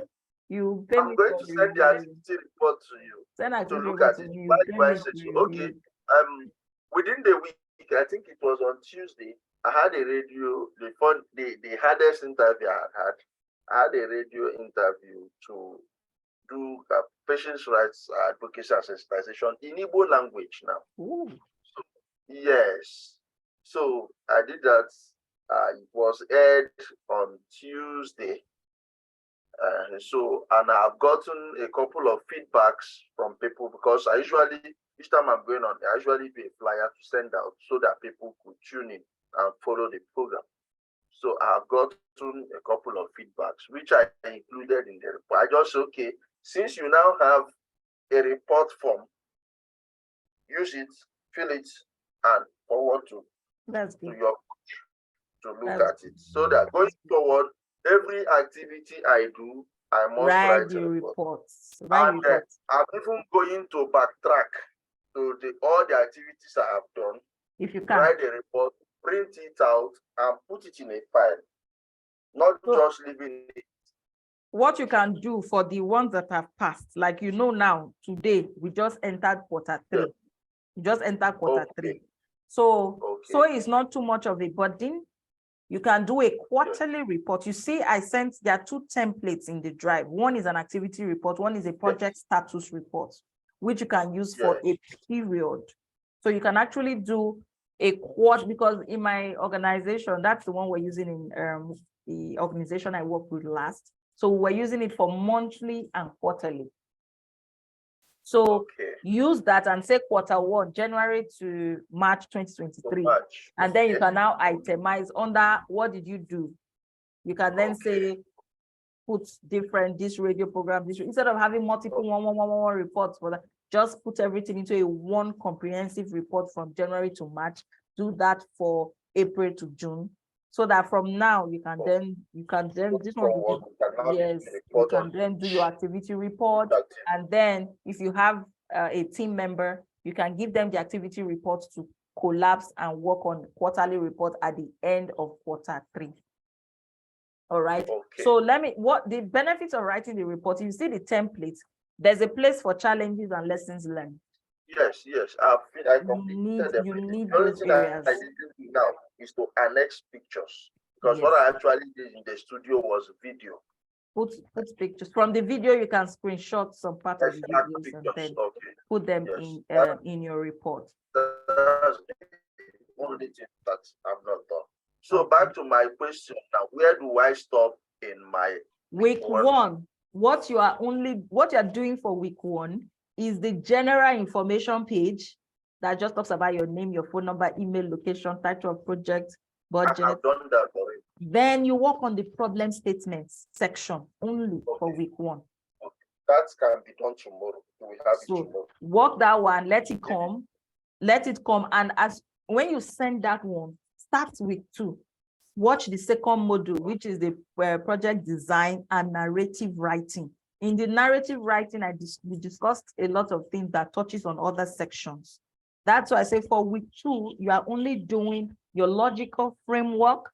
You fill the project activities section, and then your program methods and design. So the work for week two is more than week one. Week one, you just resume. That's why I would say do general information page, do that for problem statement. And then week two, you go much more further to do more work. And that's why the coaching session for week two, we are breaking you into rooms. So we'll have 7 people with me, or 8 people with me, 7 with Renee, 7 with Abraham. At the same time, concurrently, everybody is getting support. And then 2 hours, 30 minutes, we can close. All right. Okay, so your time is up. Thank you very much. Professor Obi, so submit that document. So I think Chinyere was mentioning something. That document came to me today, and there's no way I could have reviewed that before the live session. So she came in because of the transfer. She was not with us from the kickoff, so that's why the confusion is there. So at least as from this week, she's going to settle in properly. So by Monday, the remaining proposals, all the proposals that came in today for review from my end, will all get my comments, get my review feedback by Monday. But I know before then, from Abraham and Renee, all of us, 3 of us are reviewing everybody's proposal. So you get review from me, you get review from Renee, you get review from Abraham. So tell her to calm down because I can't see her here. Yeah, I didn't see her. She's been on and off. I think it's internet. She's been on and off. So it's network. So let her be calm. If she has submitted already by Monday, the review will come in and then can proceed into week 2. All right. Okay. Thank you very much. You're welcome. Yeah, sorry. I also want to say that it's always good to, because somebody's, you always learn by day. Yes. You know, I'm happy to hear what you said about the bullet points. Okay. Because maybe it's been affecting people in proposal, even us, and we don't know. So I wish to say thank you for that. You learn every day. Yes, you're welcome. I appreciate that. Thank you. It's all right, you're welcome. So Dr. Chinonso, we'll take Dr. Chinonso, take Shawn. Dr. Chinonso, you're up. Joshua, I've not heard your voice and your hand is not up. Joshua and who else again? Yeah, Joshua. So Dr. Chinonso, go on after you. Okay, good evening, Coach Ruki. Good evening. Good evening to all other members available. Yeah. I want to really appreciate you for all you've been doing and your other colleagues.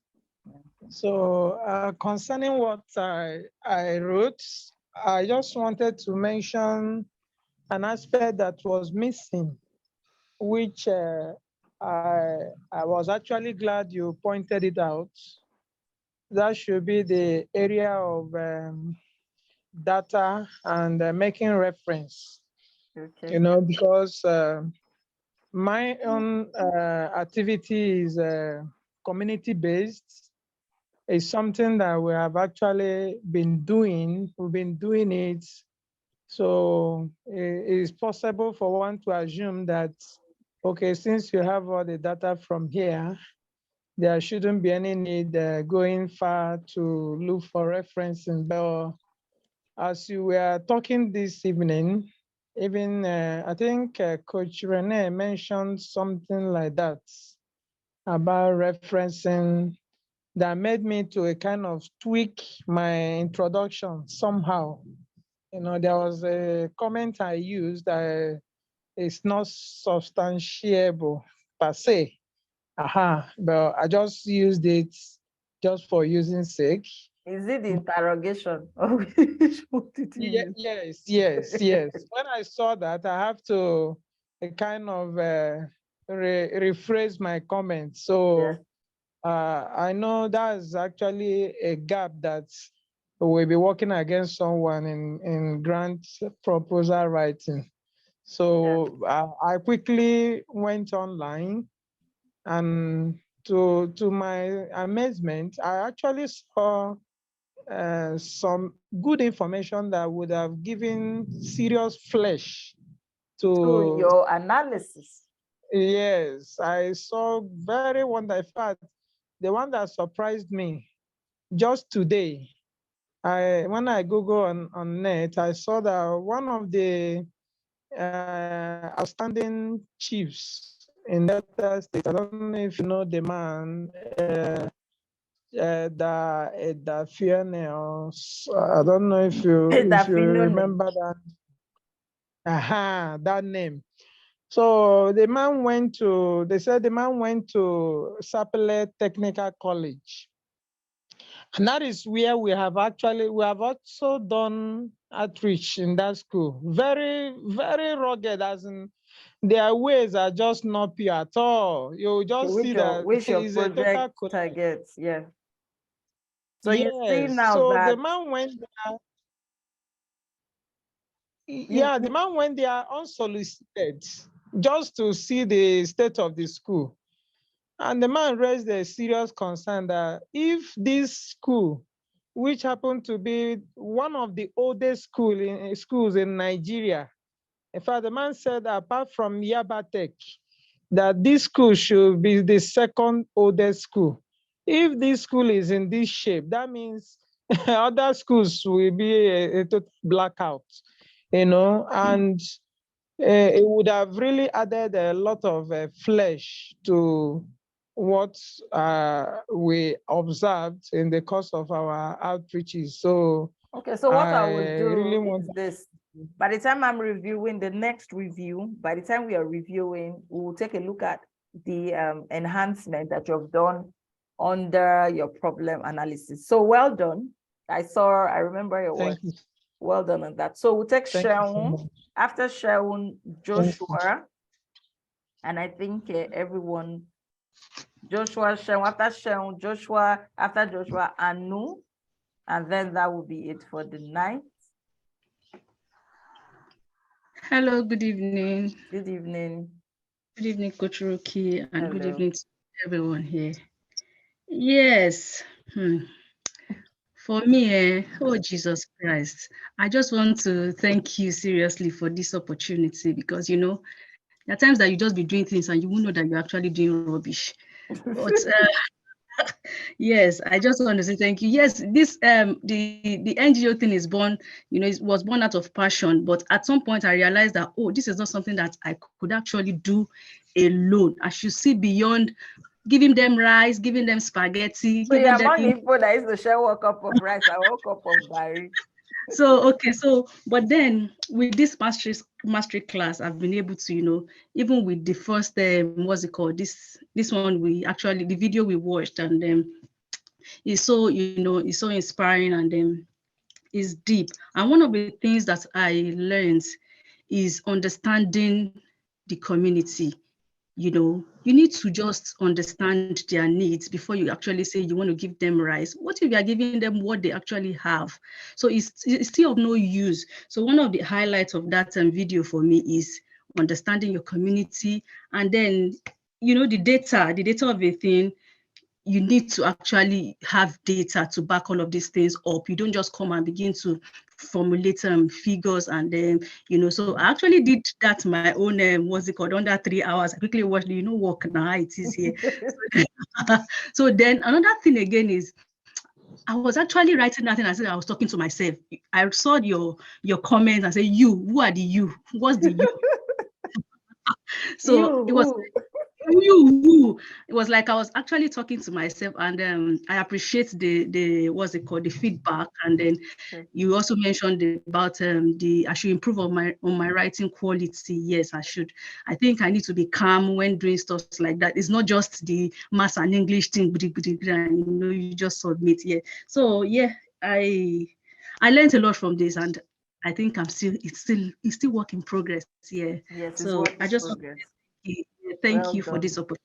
And Well yes, done, thank well done. Well done for putting in the work. So Joshua, you're one of the people that submitted early, I think. Yes, good evening, madam. Good evening. Everyone.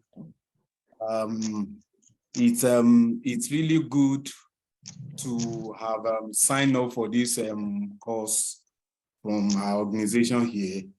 And it has been something we have been looking up to. Yeah. Writing proposal, getting donors and everything. We have actually been looking up to as an organization, but the wherewithal of how to get all those things done are actually what we lacked. But this particular course now has opened my eyes as a program manager of Wingafa Wemi Foundation to what we need to do. Now, from the module I watched that discussed what the donor actually wants, where problem statement was extensively discussed. Though I tried to jump the gun, I've gone to talk about organization, something or thereabouts, because I really don't, I knew you said we are working on all those things, but I didn't know that that one was part of module 2.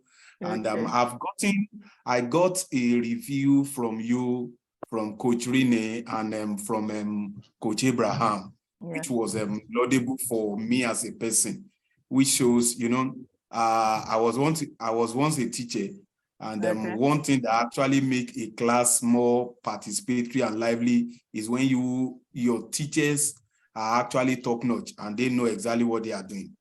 That actually make class very interesting. Now, basically, you mentioned in your comment on that I had to discuss in depth, and I shouldn't discuss in abstract, because I did not mention the exact location. I just said Ondo West local government. And some areas, you said some areas. Yes, some areas in Ondo West local government. So you said I should go and be specific. The target area should be mentioned, and the fact that I had to discuss 500 words. So I had to sit down again and look at it, that I had to, so I did that. By the time I did it, Coach Rene commented again and said, I had to do a comparison of neighboring communities. Trends, see I saw what is happening. Though I have not attended to that one. And just while the class was going on, Coach Abraham dropped his own comments. And the comment of Coach Abraham actually gave me a guide on writing a problem statement. So after this class now, maybe tomorrow, after service, I had to go through what he has said here in itemizing it. Then I put it in what I've written. So I think that's basically because we as an organization, we focus on education and scholarship. And on our own, we have been doing a lot, but we actually want to take it to the next level. That's why this proposal writing is sacrosanct to the impact our organization will make within Ondo State here. So I'm glad I was part of this. And also you sent a project, a progress project report and everything. Yes, I requested for it, and you said it has been added. That's another advantage I took from this class. Thanks so much, Coach. You are the All best. right. Thank forward you to- all. Thank you everybody for putting in the work. My mouth is not dry, and so Abraham is going to give this because he has looked at all the proposals that came in early. He has looked at all the proposals that came in early, and I want him to close the session. So all of you that stayed to this time, well done. You get the bottom pot jollof rice. So Abraham is going to tell you from the perspective of a donor.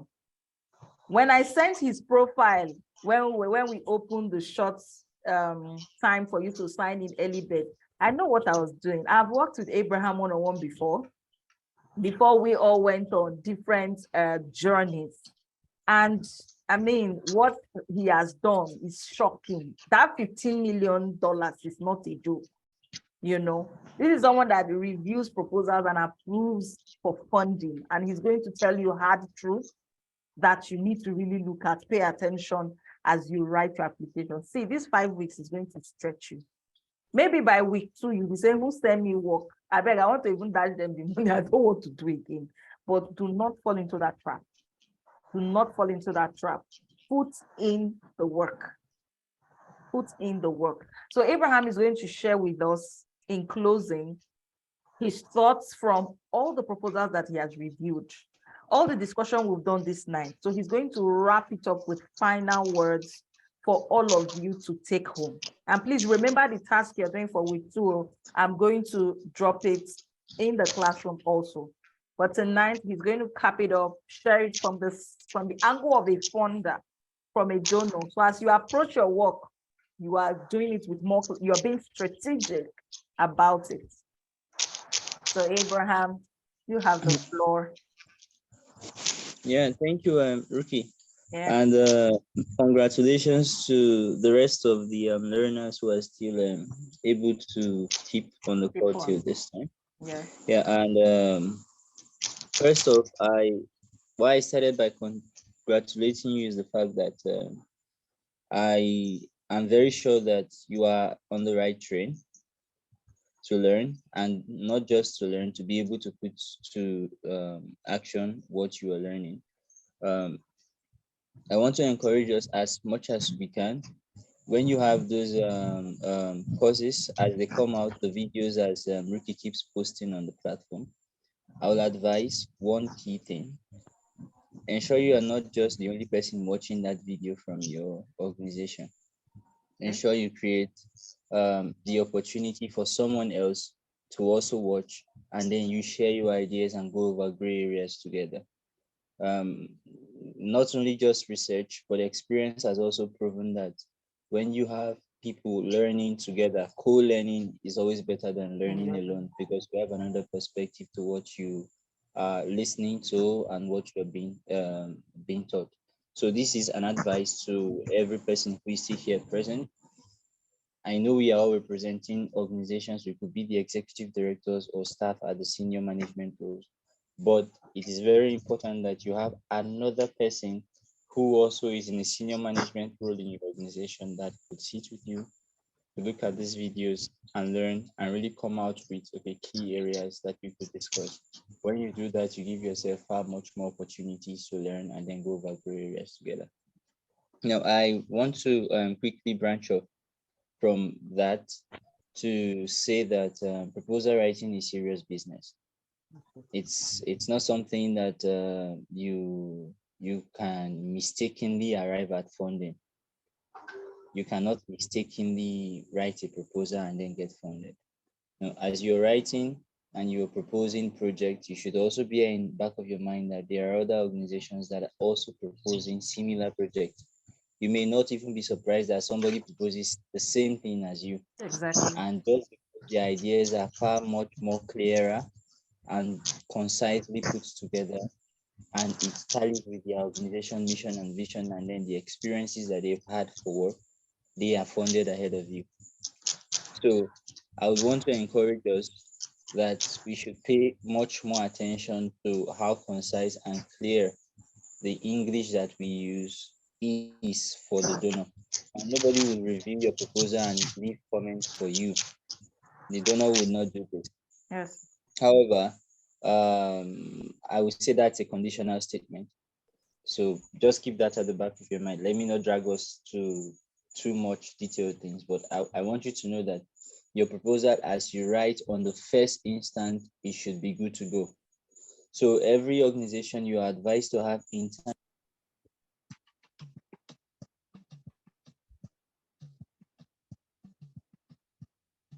Okay, I think a call is coming into Abraham's phone.